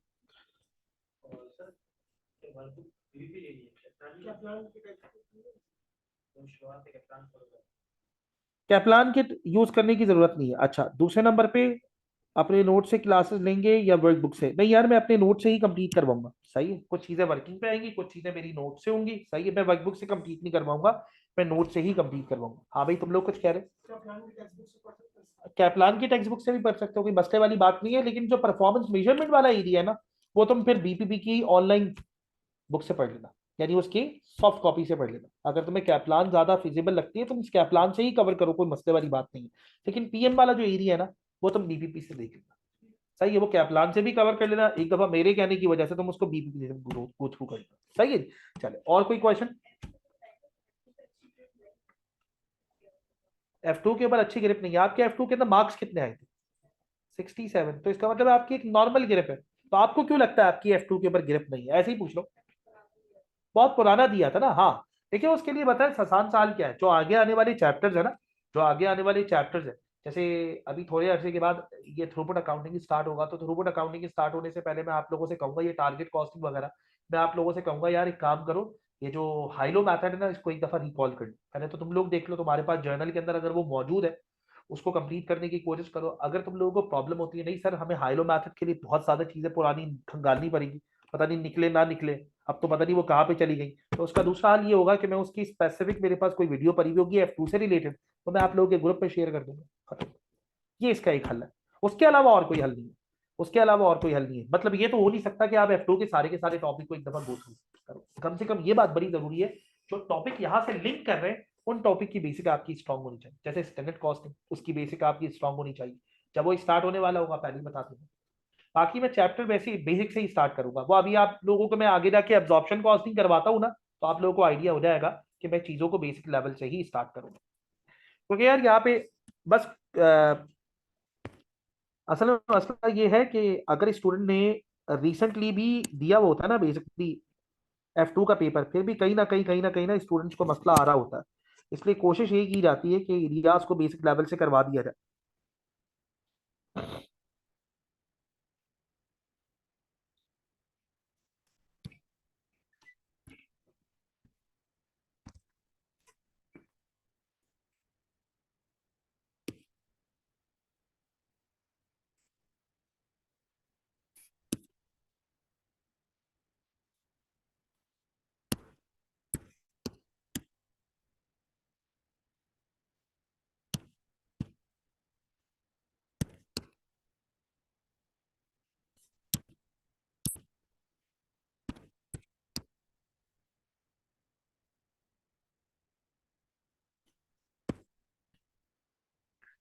चले जी स्टार्ट करते हैं। सही।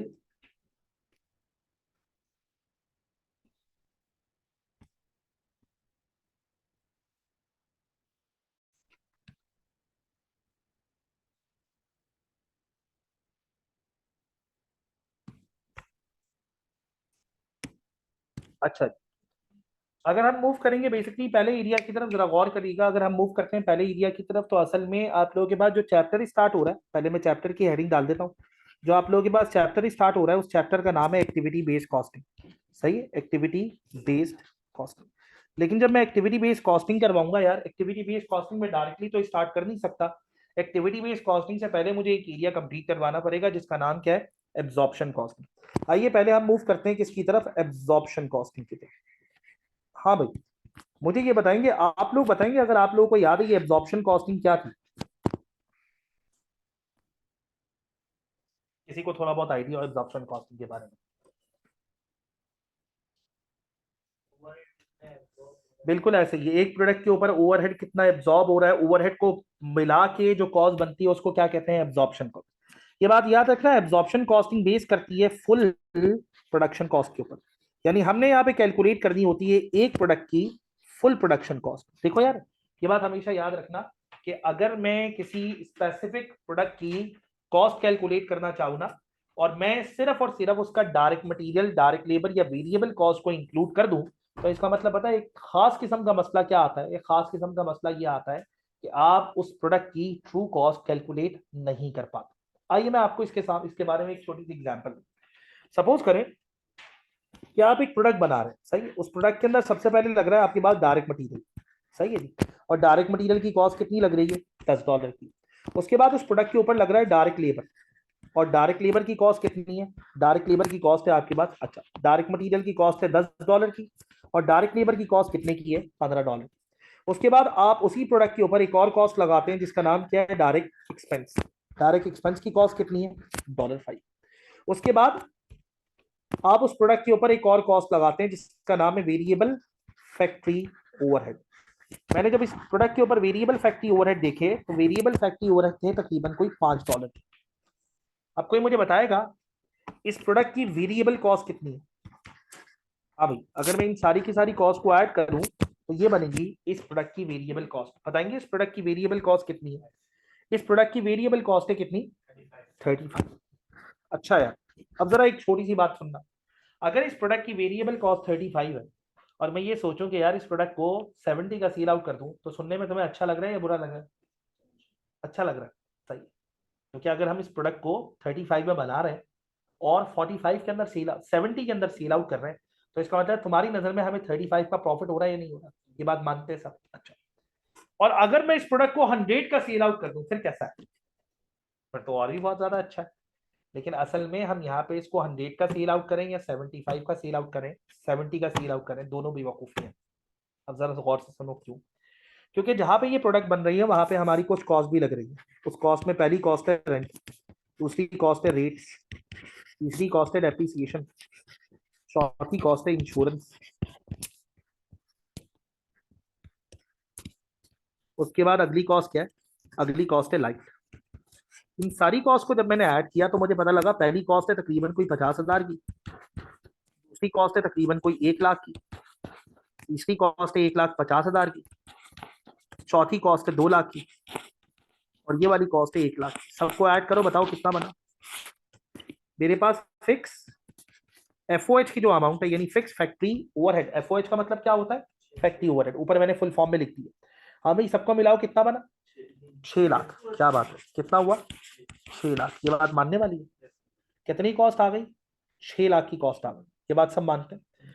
अच्छा, नीचे लिखी हुई है साथ में हमारी प्रोडक्शन। नीचे क्या लिखा हुआ है, नीचे लिखा हुआ है बजटेड प्रोडक्शन। क्या लिखा हुआ है, बजटेड प्रोडक्शन। ये कंपनी जो नंबर ऑफ यूनिट्स प्रोड्यूस कर रही है पूरे साल में, वो पता है कितने बना रही है, 10,000। अब मुझे एक बात बताओ, अगर इस प्रोडक्ट को तुम 35 का बना के 70 के ऊपर सेल आउट कर दोगे तो बेवकूफी पता है क्या है, क्या बेवकूफी है। कहते ये जो नीचे वाली जितनी भी कॉस्ट है, 50,000, 100,000, 150,000, 200,000, उसके अलावा 100,000, यानी टोटल मिला के 6 लाख, इसको तो तुम क्या कर रहे हो, इग्नोर कर रहे हो। तुम प्रोडक्ट तो सेल आउट करना शुरू कर दोगे 70 के ऊपर, लेकिन तुम्हें प्रॉफिट थोड़ी होगा, बल्कि तुम्हें लॉस होंगे। अब क्यों लॉस होंगे ये बताओ। क्योंकि असल में इस प्रोडक्ट की ट्रू कॉस्ट 35 नहीं है, बल्कि इस प्रोडक्ट की जो ट्रू कॉस्ट है वो कुछ और है। वो 35 नहीं है, वो कुछ और है, और 35 से बहुत ज्यादा है। अब वो कितनी है, इसके लिए फिर ज्यादा बेहतर देखो, हमारी जहन में ये वाली तो गलतियां होती हैं। आओ तुम्हारे सामने बात कर लेता हूँ। हम लोग गए चाय के होटल के ऊपर, जाने के बाद सबसे पहले सोचा कि यार ये बंदा चाय बनाता है, इतने सारे लोग बैठे हुए, कॉस्टिंग का दिमाग चला। हमने कहा आओ निकालते हैं प्रॉफिट। 10 रुपए का दूध, 5 रुपए की पत्ती, 3 रुपए की चीनी, 2 रुपए की गैस, टोटल मिला के हुए 20। हम एक सर्टन प्रॉफिट निकाल लेते हैं। होता है ना ऐसा, होता है ऐसा, ये नहीं होता। हमने किसी रेस्टोरेंट के अंदर गए, वहां पे जाके हमने आधा किलो हांडी मंगवाई, और फौरी तौर पे हमारे दिमाग में सबसे पहले प्राइस देख के मुर्गी का रेट आता है। अल्टीमेटली आप उसके अंदर भी प्रॉफिट कैलकुलेट कर रहे होते हैं। ऐसा होता है, ये नहीं होता। यार वो जो प्रॉफिट तुम कैलकुलेट कर रहे होते हो, क्या वो ट्रू प्रॉफिट होता है, नहीं यार, वो ट्रू प्रॉफिट नहीं होता। उसका रीजन पता है क्या है, ना आपको उस जगह का रेंट पता होता है, ना आपको ये पता होता है इंश्योरेंस कितनी अमाउंट की है, ना आपको पता होता है डेप्रिसिएशन कितने की है, ना आपको यूटिलिटी बिल्स के बारे में आइडिया होता है।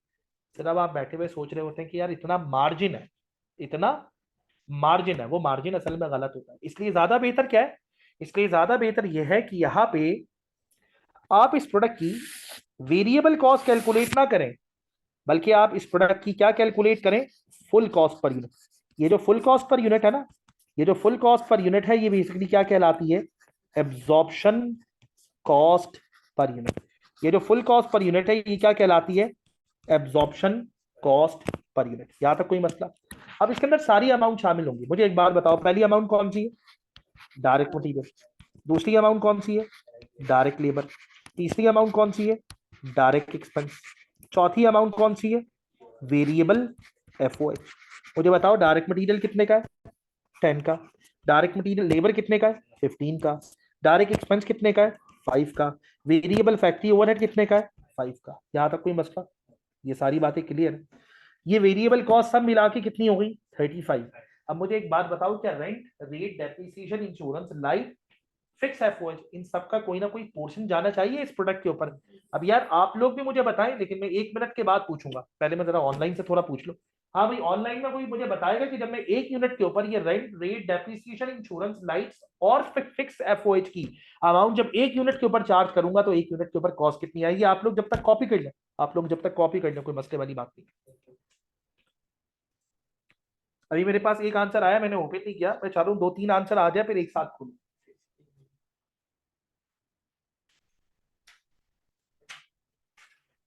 एक आंसर आया मेरे पास, बाकी लोग अगर मुझे आंसर दें कि 1 यूनिट के ऊपर असल में फिक्स कॉस्ट कितनी जाएगी।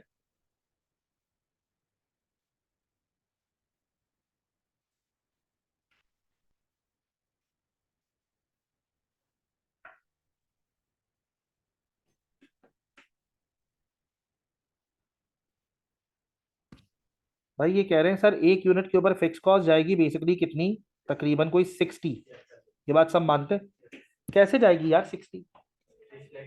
हाँ यार, अच्छा वो जब fix cost per unit calculate करते हो तो मैं याद है उसके लिए कोई टर्मिनोलॉजी यूज हुआ करती थी क्या? नहीं नहीं नहीं, उसके लिए एक टर्मिनोलॉजी यूज होती थी।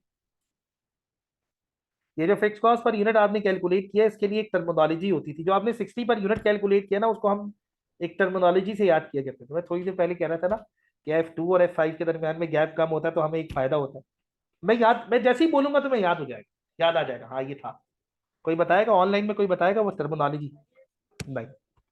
एब्जॉर्प्शन रेट, बिल्कुल ऐसा ही, जिसको हम OAR नहीं कहते थे यार। ये अगर 2-4 साल की गैप होता है ना तो फिर ये भी याद नहीं आ रहा होता सही। OAR का मतलब क्या होता है? Overhead absorption rate. यानी यहाँ पे हम असल में क्या कैलकुलेट करते हैं? यहाँ पे हम कैलकुलेट करते हैं OAR। OAR का मतलब फुल फॉर्म में लिखिएगा अपने पास ताकि बाद में आप लोगों को याद रहे, ओवरहेड एब्जॉर्प्शन रेट। तुम्हें याद होगा तुम लोगों ने इसको इस तरह याद किया था, pre determined overhead absorption rate. कैसे कैलकुलेट करते हैं भाई? इसका फार्मूला क्या होता है? सबसे पहले रखते हैं बजट फिक्स एफओएच। बताओगे यहाँ पे बजट फिक्स एफओएच कितने? 6 लाख। उसको डिवाइड करते हैं फिर बजट लेवल ऑफ एक्टिविटीज है जो कि कितना है बेसिकली 10,000। यार ये सारी चीजें मैंने अभी लिखवानी है असल। जब मैं 600,000 को 10,000 से डिवाइड करूंगा तो एक यूनिट के ऊपर कॉस्ट कितनी आएगी? एक यूनिट के ऊपर कॉस्ट आएगी बेसिकली कितने की? 60 की। इसका मतलब है अगर मैं यहाँ पे फिक्स एफओएच रखता हूँ कितने का, अगर मैं फिक्स एफओएच रखता हूँ यहाँ पे कितने का? 60 का। तो इसका मतलब है जो टोटल कॉस्ट, सॉरी, जो आपकी पर यूनिट कॉस्ट बनेगी वो कितनी बनेगी आप लोग मुझे बताएं। जो आपके पास पर यूनिट कॉस्ट बनेगी वो कितनी बनेगी? 95। और असल में ये कॉस्ट जो आपके पास है ये कहलाएगी एब्जॉर्प्शन कॉस्ट पर यूनिट। यानी एक यूनिट के ऊपर जो आपकी कॉस्ट आ रही है वो कितनी आ रही है? 95। तो जो हम पहले कह रहे थे ना इस यूनिट की कॉस्ट असल में 70 की बेच दो, हम 70 की बेच तो देते, बाद में हमारे खर्चे भी पूरे नहीं हो रहे होते। उसका रीजन ये है कि फिक्स कॉस्ट पर यूनिट कितनी है? फिक्स कॉस्ट पर यूनिट ही असल में कितनी है? 60। ये वाली बात क्लियर हुई? इसके लिए जो हम टर्मिनोलॉजी यूज करते हैं वो टर्मिनोलॉजी होती है ओवरहेड एब्जॉर्प्शन। याद है आप लोगों को ओवरहेड एब्जॉर्प्शन? ओवरहेड एब्जॉर्प्शन में सिर्फ यूनिट की बेसिस के ऊपर ओवरहेड को एब्जॉर्ब थोड़ी करते थे, बल्कि उसके लिए हमारे पास 6 अलग अलग बेसिस थे।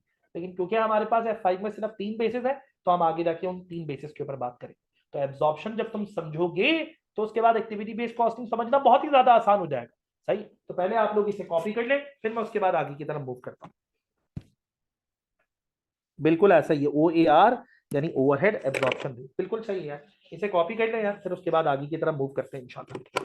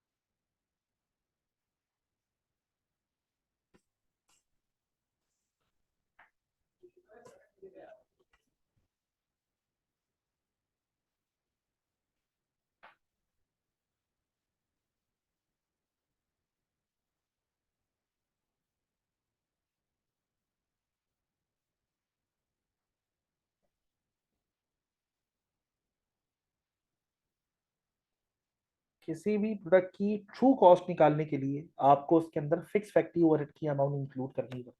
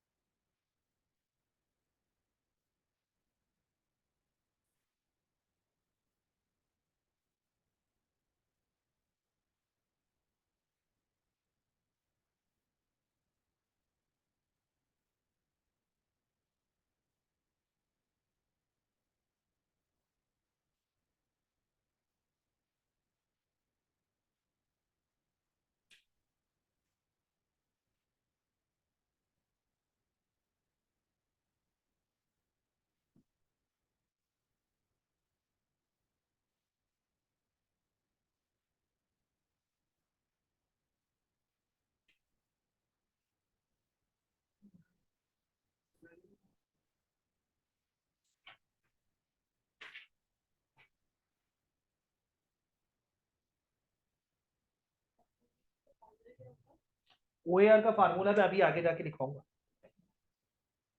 अभी तो मैंने इसको जनरली सिर्फ यहाँ पे लिखा है। अभी OAR का एक फार्मूला लिखेंगे, वो कौन कौन सी बेसिस के ऊपर एब्जॉर्ब हो सकता है वो लिखेंगे, और उसके बाद फिर हम डायरेक्टली मैं आप लोगों को एक क्वेश्चन दूंगा, वो क्वेश्चन आप लोग मुझे कंप्लीट करके देंगे। उसके बाद फिर हम डिफरेंशियल लिखेंगे कि दोनों चीजों के दरमियान में डिफरेंशियल क्या होता है, कौन सी दो चीजों के दरमियान में डिफरेंशियल, जब आप ABC की तरफ जाएंगे या एब्जॉर्प्शन कॉस्टिंग, उन दोनों के दरमियान में फर्क है, वो फर्क देखेंगे सिर्फ आज।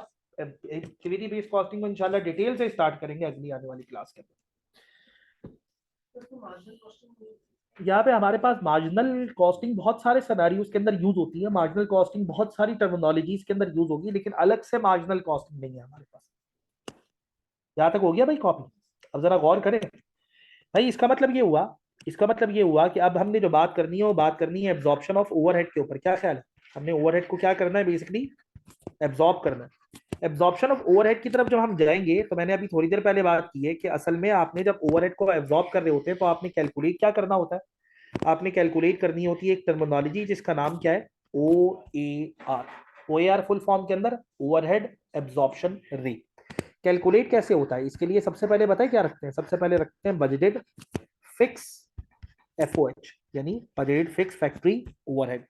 डिवाइड पता है किससे करते हैं, डिवाइड करते हैं budgeted level of activity, budgeted level of activity, budget fix FOH divided by budgeted level of activity. ये फार्मूला किसका है, OAR।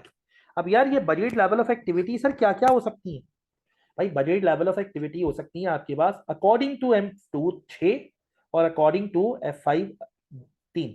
कौन सी 3? यहाँ पे आप बजट लेवल ऑफ एक्टिविटी की जगह पे या तो रख सकते हैं क्या, बजटेड प्रोडक्शन। क्या रख सकते हैं?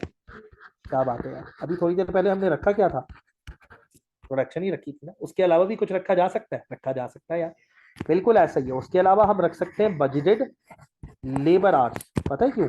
अगर दो प्रोडक्ट्स बन रही हैं, अगर दो प्रोडक्ट्स बन रही हैं और दोनों में अलग अलग किस्म के आर यूज हो रहे हैं, एक सिंपल प्रोडक्ट है 2 घंटों में कंप्लीट होती है, और एक प्रोडक्ट कॉम्प्लिकेटेड है 10 घंटे में कंप्लीट होती है, तो क्या दोनों को एक जितना फिक्स FOH चार्ज करोगे? नहीं ना, अलग अलग चार्ज करोगे। जो 2 घंटे यूज कर रहे हो उससे बहुत कम, और जो 10 घंटे यूज कर रहे हो उससे बहुत ज्यादा, तो लाजमी तौर पर आप वहां पे क्या यूज करेंगे, लेबर आर। और अगर आपकी कंपनी लेबर आवर्स के ऊपर काम ही नहीं कर रही बल्कि किसके ऊपर काम कर रही है, मशीन, तो वहां पे क्या आएगा, बजटेड मशीन आवर्स। यहाँ तो कोई मसला? अच्छा, कॉस्ट आप इसी तरह कैलकुलेट करेंगे, पहले रखेंगे वेरिएबल कॉस्ट, फिर आप उसके बाद रखेंगे उसके अंदर फिक्स FOH। फिक्स FOH के लिए आप क्या कैलकुलेट करेंगे, OAR, और ऑटोमेटिकली आंसर आ जाएगा। एक क्वेश्चन बनाऊं इसके ऊपर सिंपल सा, आइए। हमारे पास दो प्रोडक्ट्स हैं, पहले आपको दिया हुआ है डायरेक्ट मटेरियल, डायरेक्ट मटेरियल के बाद आपको दिया हुआ है डायरेक्ट लेबर, डायरेक्ट लेबर के बाद आपको दिया हुआ है डायरेक्ट एक्सपेंस, डायरेक्ट एक्सपेंस के बाद आपको दिया हुआ है वेरिएबल FOH। अच्छा यार, ये सारी चीजें जो है वो पर यूनिट है, ये सारी चीजें क्या है, पर यूनिट, ये सारी चीजें क्या है, पर यूनिट। उसके बाद आपको दिए हुए labour hours per unit, labour hours per unit. उसके बाद machine hours per unit, machine hours per unit, machine hours per unit. दो प्रोडक्ट है आपके पास, पहली प्रोडक्ट का नाम है ए, दूसरी प्रोडक्ट का नाम है बी। उसके बाद एक और चीज दी हुई है जिसका नाम पता है क्या है, जिसका नाम है प्रोडक्शन। अब जरा गौर करिएगा, डायरेक्ट मटेरियल कितने का है, 20 का, यहाँ पे कितने का है, 30 का। डायरेक्ट लेबर यहाँ पे कितने का है, 10 का, और यहाँ पे कितने का है, 20 का। डायरेक्ट एक्सपेंस यहाँ पे कितने का है, 5 का, और यहाँ पे भी कितने का, 5 का। वेरिएबल FOH यहाँ पे कितना है, 5, और यहाँ पे कितना है, 10। लेबर आवर्स पर यूनिट यहाँ पे कितने, 1, और यहाँ पे कितने, 2। मशीन आवर्स पर यूनिट यहाँ पे कितने, 3, और यहाँ पे कितने हैं, 1। यहाँ पे यूनिट्स कितने बन रहे हैं, 1000, और यहाँ पे भी यूनिट्स कितने बन रहे हैं, 1000। हमने यहाँ पे कैलकुलेट क्या करना है, अच्छा मैंने आपको बजट फिक्स FOH तो दिया ही नहीं। इसके बाद आपको दिया हुआ है क्वेश्चन के अंदर बजटेड फिक्स FOH। ऊपर वाली कॉस्ट अगर मैं अपने सामने रखूँ ना, उसके अलावा भी अच्छे खासे खर्चे हुए हैं, पता नहीं खर्चे, वो पता है खर्चे कितने के हैं, वो खर्चे हैं तकरीबन कोई 2 लाख के। इसका मतलब है असल कॉस्ट तो यही है, ऊपर वाले तो सिर्फ 20, 10, 30 और 5 और 5, ये टोटल मिला के कितना हो गया, 40 है। असल कॉस्ट तो यही है। बजट फिक्स FOH की अमाउंट कितनी है, बजट फिक्स FOH की अमाउंट है 2 लाख। यहाँ पे तुमने कैलकुलेट पता है क्या करना है, यहाँ पे तुमने कैलकुलेट करना है, calculate absorption cost per unit. तो सर हम कौन सी बेसिस यूज करेंगे भाई, तीनों। लेकिन एक आसानी कर लेना अपने साथ, वो पता है क्या, तुम ये मत लिखना कि जब तुम कॉस्ट पर यूनिट कैलकुलेट कर रहे हो तो पहले लिखो डायरेक्ट मटेरियल, डायरेक्ट लेबर। उससे बेहतर है लिख लो वेरिएबल कॉस्ट, वेरिएबल कॉस्ट में ये सब आ जाएंगे। उसके बाद OAR के थ्रू फिक्स FOH निकालो, और वो प्रोडक्ट के अंदर क्या कर दो, इंक्लूड। पहले यूनिट बेसिस के ऊपर इसी क्वेश्चन को सॉल्व करो, जिस तरह मर्जी करो। अगर फुल में लिखना है फुल में लिखो, कोई मसले वाली बात नहीं है सोल्यूशन के वक्त। दूसरे नंबर पे तुमने लेबर आवर्स के ऊपर करना है और तीसरे नंबर पे मशीन आवर्स के ऊपर। स्टार्ट करें, ट्राई करें इस क्वेश्चन।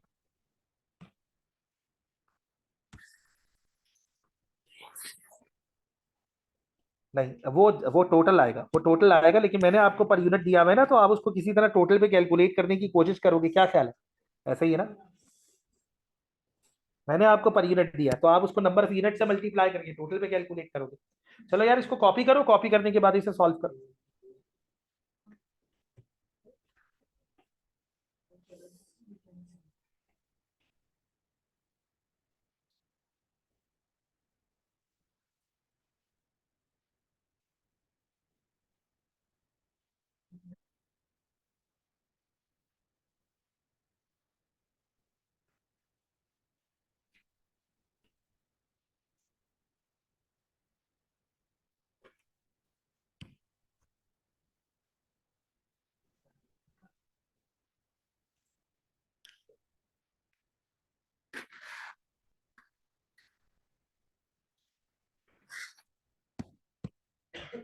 सही है सर, नमाज ब्रेक होगा या नमाज का ब्रेक? असल में ये बस ये क्वेश्चन कंप्लीट, अभी वैसे हमारे पास 5:30 बजे नमाज होगी यहाँ पे। सही है, मैं देख लूंगा। अगर इन केस ऐसा हुआ ना कि बस 5-7 मिनट की बात, 5 मिनट की बात रह गई, तो फिर नमाज का ब्रेक नहीं दूंगा, फिर इंशाल्लाह क्लास के बाद ही नमाज पढ़ लेंगे। और अगर इन केस जो है वो बेसिकली मुझे लगेगा कि 15-20 मिनट की स्टोरी है, तो फिर मैं नमाज का ब्रेक दे दूंगा, फिर वापस आके कंटिन्यू करेंगे। असल में भी अगली क्लास से भी अच्छे खासे स्टूडेंट ज्वाइन करेंगे ना, तो फिर वो मैं चाह रहा हूँ कि वो एक्टिविटी बेस्ड कॉस्टिंग बिल्कुल बेसिक लेवल से स्टार्ट हो जाए, तो वो ज़्यादा अच्छा हो जाता है।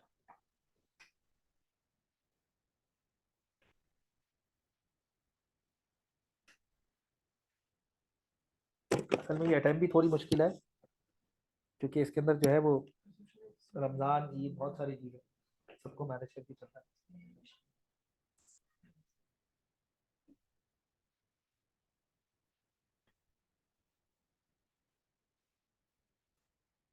प्रोडक्शन बेसिस के ऊपर तो आप लोग इसे कैलकुलेट कर रहे होंगे।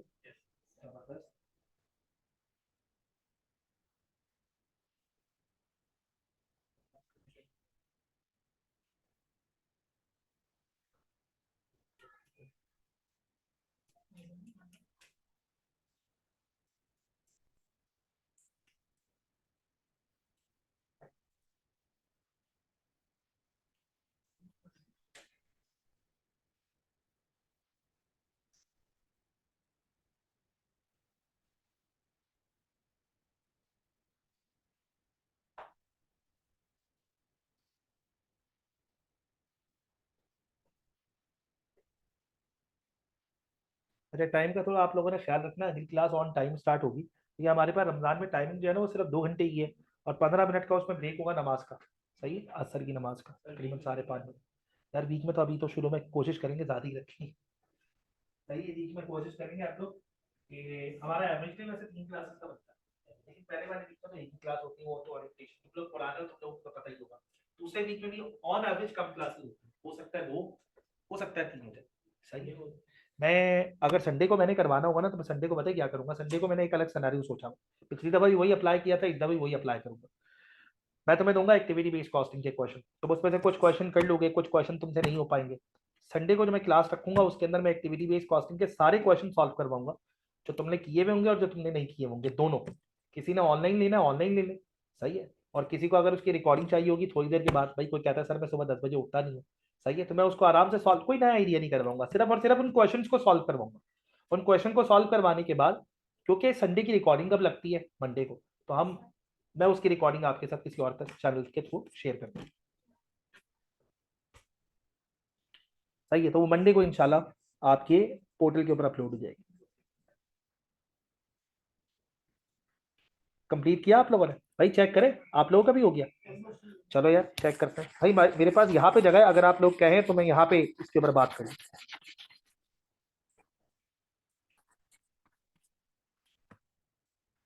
जी, हमारे पास दो अलग अलग प्रोडक्ट है। पहली प्रोडक्ट का नाम क्या है, ए, और दूसरी प्रोडक्ट का नाम क्या है, बी। अच्छा यार, हमारे पास 3 बेसिस है ना यहाँ पे, कौन कौन सी? एक है प्रोडक्शन, दूसरी कौन सी है, लेबर आर, और तीसरी कौन सी है, मशीन आर। पहली कौन सी है? प्रोडक्शन। भाई कोई मुझे बताएगा प्रोडक्शन बेसिस के ऊपर आंसर क्या आ रहा है? चलो आओ चेक करते हैं। सबसे पहले हमने यहाँ पे वेरिएबल कॉस्ट रखी, बताएंगे वेरिएबल कॉस्ट कितनी है। पहले वाले की वेरिएबल कॉस्ट है 40 और दूसरे वाले की वेरिएबल कॉस्ट कितनी है 65। उसके बाद मैंने क्या कैलकुलेट किया, उसके बाद मैं आऊंगा फिक्स एफओएच की तरफ, और फिक्स एफओएच के लिए मैंने क्या कैलकुलेट किया, ओएआर ओवरहेड एब्जॉर्प्शन रेट। कैसे निकालूंगा, सबसे पहले रखूंगा बजट फिक्स एफओएच। पहले वाले में बजट फिक्स एफओएच कितना है 200,000, डिवाइड करूंगा किससे, यूनिट से। यूनिट्स कितने, यूनिट से 2000, 1000 प्लस 1000। एक बात बताओ, ये पूरी फैक्ट्री की कॉस्ट है या सिर्फ प्रोडक्ट ए की कॉस्ट है, पूरी फैक्ट्री की। जब ये पूरी फैक्ट्री की कॉस्ट है तो इसका मतलब है वो 2000 यूनिट्स की कॉस्ट है ना, 1000 यूनिट की कॉस्ट थोड़ी है। ऐसा थोड़ी है ए की अलग है और बी की अलग है। टोटल कंपनी के अंदर दो प्रोडक्ट बन रही है और कंपनी का रेंट, रेट, डेप्रिसिएशन, इंश्योरेंस सब मिला के कितना बन रहा है 2 लाख। 2 लाख में कितने यूनिट बन रहे हैं 2000, तो एक यूनिट की कॉस्ट कितनी हुई 100। ये कहलाएगा 100 पर यूनिट। तो पहले वाले में भी कितना आएगा 100, दूसरे वाले में भी कितना आएगा 100। पहले का टोटल कितना होगा 140, दूसरे का टोटल कितना होगा 165। कोई मसला है यहाँ तक तो बताइए, नहीं। अगले वाले पे चले। उसके बाद फिर हम प्रोडक्शन बेसिस के बाद किसकी तरफ आ जाएंगे, लेबर आवर्स पे। किस पे आ जाएंगे, लेबर आवर्स। अच्छा जी, प्रोडक्ट हमारे पास फिर भी दो, नाम नाम नाम बताओ इनके। पहले का नाम ए, दूसरे का नाम बी। पहले नंबर पे कौन सी कॉस्ट रखूंगा, वेरिएबल कॉस्ट। बताओ कि वेरिएबल कॉस्ट कितनी है 40 और दूसरे वाले में कितनी है 65। अब मैं क्या कैलकुलेट करूंगा, फिक्स एफओएच। फिक्स एफओएच के लिए मैं क्या रखूंगा, ओएआर ओवरहेड एब्जॉर्प्शन रेट के लिए सबसे पहले बजट फिक्स एफओएच कितना है बताओ 200,000, डिवाइड किससे करूंगा बताओ, लेबर आवर पहले वाले में कितने 1000, 1000, 1000 इंटू 1 और दूसरे वाले में 1000 इंटू 2। आंसर क्या आया, आंसर आया 3000। 2 लाख को 3000 से डिवाइड करूंगा, आंसर क्या बनेगा, आंसर बनेगा 66.67। यहाँ तक कोई मसला। अब मुझे बताओ पहले वाले में कितनी कॉस्ट गई, मल्टीप्लाई बाय 1000 थोड़ी, एक यूनिट की कॉस्ट निकालनी है तो मल्टीप्लाई बाय 1 करोगे ना। एक यूनिट की निकालनी है, 1000 यूनिट्स की निकालनी है एक यूनिट की। तो 66.67 को मल्टीप्लाई करूंगा 1, आंसर क्या आएगा 66.67, और मल्टीप्लाई करूंगा 2 से, आंसर आएगा 133.34। क्या ख्याल है, पहले का आंसर बताओ, दूसरे का आंसर बताओ। 106.67 और दूसरे का आंसर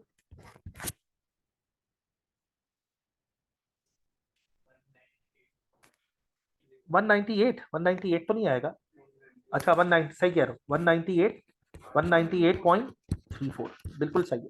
यहाँ तो कोई मसला, ये वाली बात क्लियर हो गई। अब उसके बाद कौन सी बेसिस यूज करनी है, मशीन आर्ट। आ जाओ भाई मशीन आर्ट्स की तरफ आ जाओ। मुझे बताओ जब मशीन आर्ट्स की बात हो रही है तो मशीन आर्ट में हम क्या करेंगे। मशीन आर्ट में भी आपके पास दो प्रोडक्ट, पहले का नाम क्या है ए और दूसरे का नाम क्या है बी। बताइए पहले नंबर पे कौन सी कॉस्ट रखोगे, वीसी। वीसी का मतलब क्या होगा यहाँ पे, वेरिएबल कॉस्ट। बताएंगे वेरिएबल कॉस्ट कितनी है 40 और दूसरे की कॉस्ट कितनी आ गई 65। कोई मसला है यहाँ पे। अब उसके बाद किसकी तरफ आएंगे, एफओएच की तरफ। फिक्स एफओएच की तरफ, फिक्स एफओएच का क्या कैलकुलेट करते हैं, ओएआर यानी ओवरहेड एब्जॉर्प्शन रेट। क्या कैलकुलेट करते हैं, ओवरहेड एब्जॉर्प्शन रेट।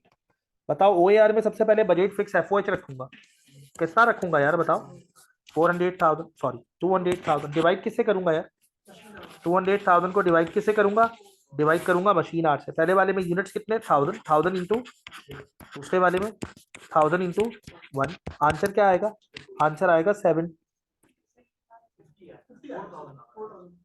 आंसर क्या आएगा 50। पहले वाले में अमाउंट कितनी आएगी 150 और दूसरे वाले में अमाउंट कितनी आएगी 50। पहले वाले का टोटल कॉस्ट कितना आएगा और दूसरे वाले की टोटल कॉस्ट कितनी आएगी, या आप लोगों ने पहले किया हुआ है तो यहाँ तक कोई मसला।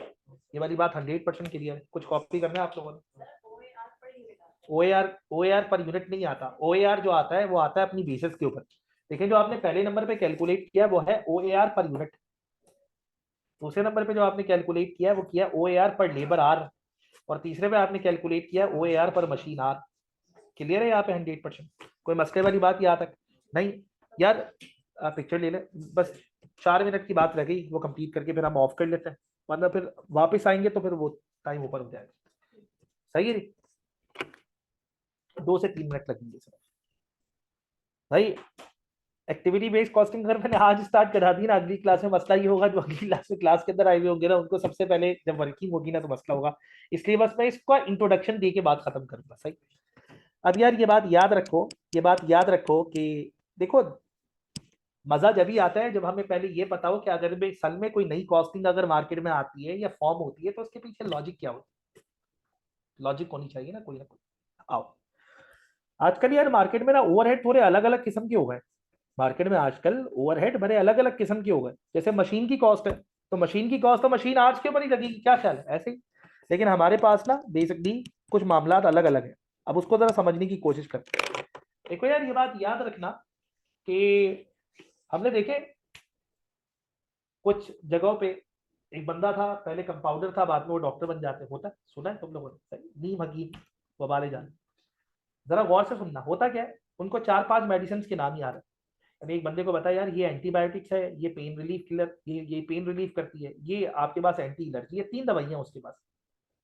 बंदा कोई भी मर्ज लेके आए, उसने उन तीनों में से कोई एक ही देनी होती है, क्या ख्याल है।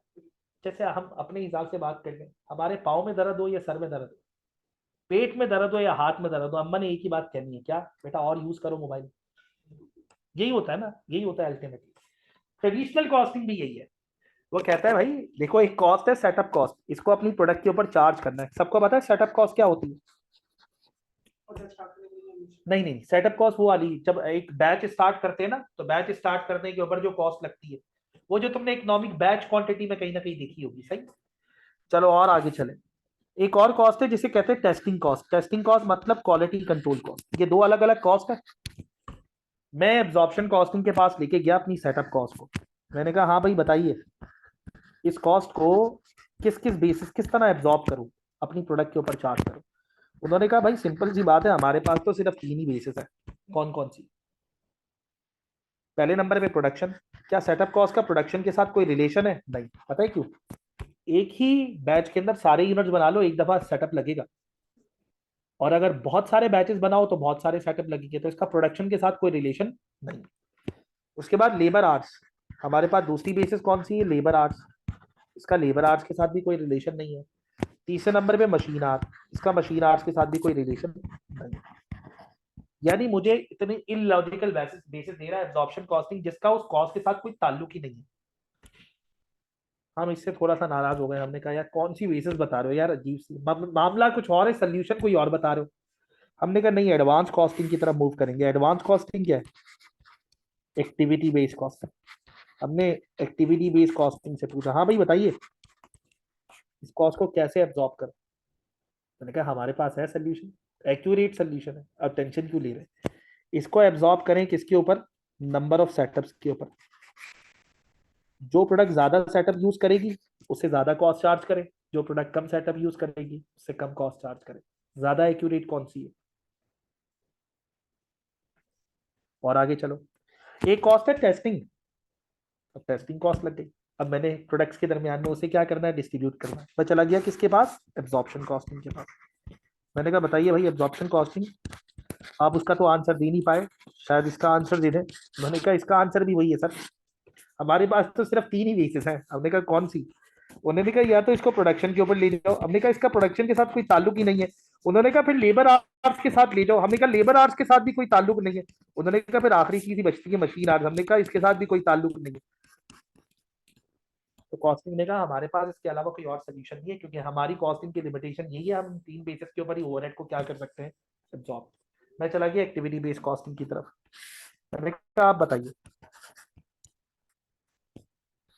क्या कर सकते हैं। एक्टिविटी बेस्ड कॉस्टिंग ने कहा हमारे पास सोल्यूशन मौजूद है। हमने कहा क्या? वही नंबर ऑफ सेटअप। उन्होंने कहा नहीं, नंबर ऑफ इंस्पेक्शन। मैंने कहा ये क्या बात है? मैंने कहा जो ज्यादा इंस्पेक्शन यूज करेगा उसके लिए ज्यादा कॉस्ट, जो कम इंस्पेक्शन यूज करेगा उसके लिए कम कॉस्ट। लेकिन यार एक बड़ा मसला है, अगर हम प्रोडक्शन बेसिस के ऊपर ओवरहेड को एब्जॉर्ब कर रहे हो तो सेटअप कॉस्ट टेस्टिंग कॉस्ट दोनों को प्रोडक्शन के ऊपर लेके जा सकते हैं। लेकिन यहाँ पे तो हर कॉस्ट के लिए अलग अलग सोल्यूशन है। तो इसका मतलब इसमें चीजें ज्यादा है लेकिन आंसर बड़ा एक्यूरेट।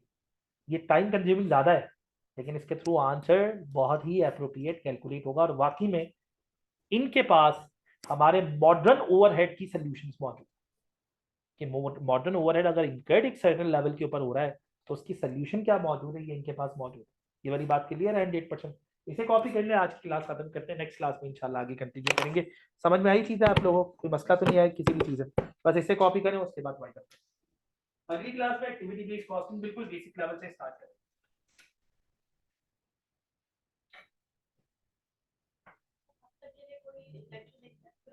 अब तक के लिए अगर आपने थोड़ा बहुत वो करना है ना, क्या कहते हैं, क्योंकि अगले वीक में आपको जरूरत तो पड़ेगी, अब तक के लिए सिर्फ आप एक काम ही कर लें, और वो काम पता है क्या है?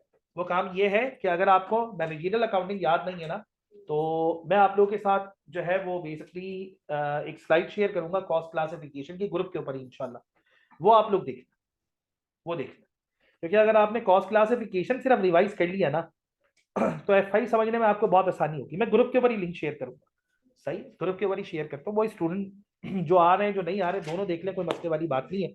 मैं ग्रुप के ऊपर शेयर करता हूँ, आने वाली क्लास तक उन स्पेसिफिक एरियाज को देख के आपको सारी चीजें रिकॉल हो जाएंगी, variable cost, fix cost, semi variable cost, step fix cost, ये छोटी छोटी चीजें यार यहाँ पे बड़ी इंपॉर्टेंट है। एक क्वेश्चन बहुत बड़ा बनता है, एक कॉस्ट हम निकाल लेते हैं, उस पर हम पूरी ट्रीटमेंट कर लेते हैं, बाद में पता लगता है यार ये वेरिएबल तो थी नहीं, ये तो थी सेमी वेरिएबल। इन चीजों से बचने के लिए कॉस्ट क्लासिफिकेशन बड़ा इंपॉर्टेंट है, वो आज आप लोगों के साथ ग्रुप पे शेयर करता हूँ। इस वीक में सिर्फ एक क्लास है यार, नेक्स्ट वीक में इंशाल्लाह टाइम टेबल आ जाएगा आप लोगों के पास कल शाम तक। अगले वीक में इंशाल्लाह हमारी 2 क्लास तो ऑन स्केड्यूल होगी, और संडे वाली क्लास के बारे में बता दूंगा, सही, जिसमें मैंने प्रैक्टिस करवानी होगी, वो अलग, वो हम इंशाल्लाह हर संडे को रखेंगे प्रैक्टिस क्लास। कोशिश करेंगे क्लासेस के अंदर वीकडेज के अंदर नए एरियाज को देख लें, जो प्रैक्टिस वाला मटेरियल बचता है वो संडे को देख लें, तो बस थोड़ा सा अच्छा हो जाएगा। और देखो एक बात याद रखना, प्रैक्टिस का मतलब ये नहीं होता कि मैंने कोई चीज सॉल्व करवानी है तो मैंने ये कहा कि यार इसको सॉल्व करके बैठना, उसके बाद उसे देखना, तुम लोग डायरेक्टली वीडियो देखना शुरू कर दो, ऐसा नहीं है। लेक्चर नहीं देखना जब तक एक चीज को खुद से ट्राई ना करो। अच्छा, ट्राई करने का मतलब क्या होता है? एक सीआरक्यू मैंने स्टार्ट किया, सीआरक्यू मुझे समझ में नहीं आ रहा, मैं उसके ऊपर जो मुझे वर्किंग समझ में आ रही हो मैं वो करूंगा। वो एमटीक्यू मुझे समझ में नहीं आ रहा तो मैं उसके 15 मिनट पहले क्या करूंगा, इन्वेस्ट करूंगा, उसके बाद उसकी सोल्यूशन की तरफ जाऊंगा। 15 मिनट इन्वेस्ट करने से पहले नहीं, देखा यार ये नहीं समझ में आएगा, आओ देखते सोल्यूशन। पेपर में क्या करना है, पेपर में ये थोड़ी करना है, इस चीज का ख्याल रखना आप लोगों को। इंशाल्लाह पेपर अच्छा होगा, सही है, उम्मीद यही है इंशाल्लाह, सही है, बस आप लोगों ने मेहनत करनी। नेक्स्ट क्लास में इंशाल्लाह आगे कंटिन्यू कर। अल्लाह हाफ़िज़। आप लोगों ने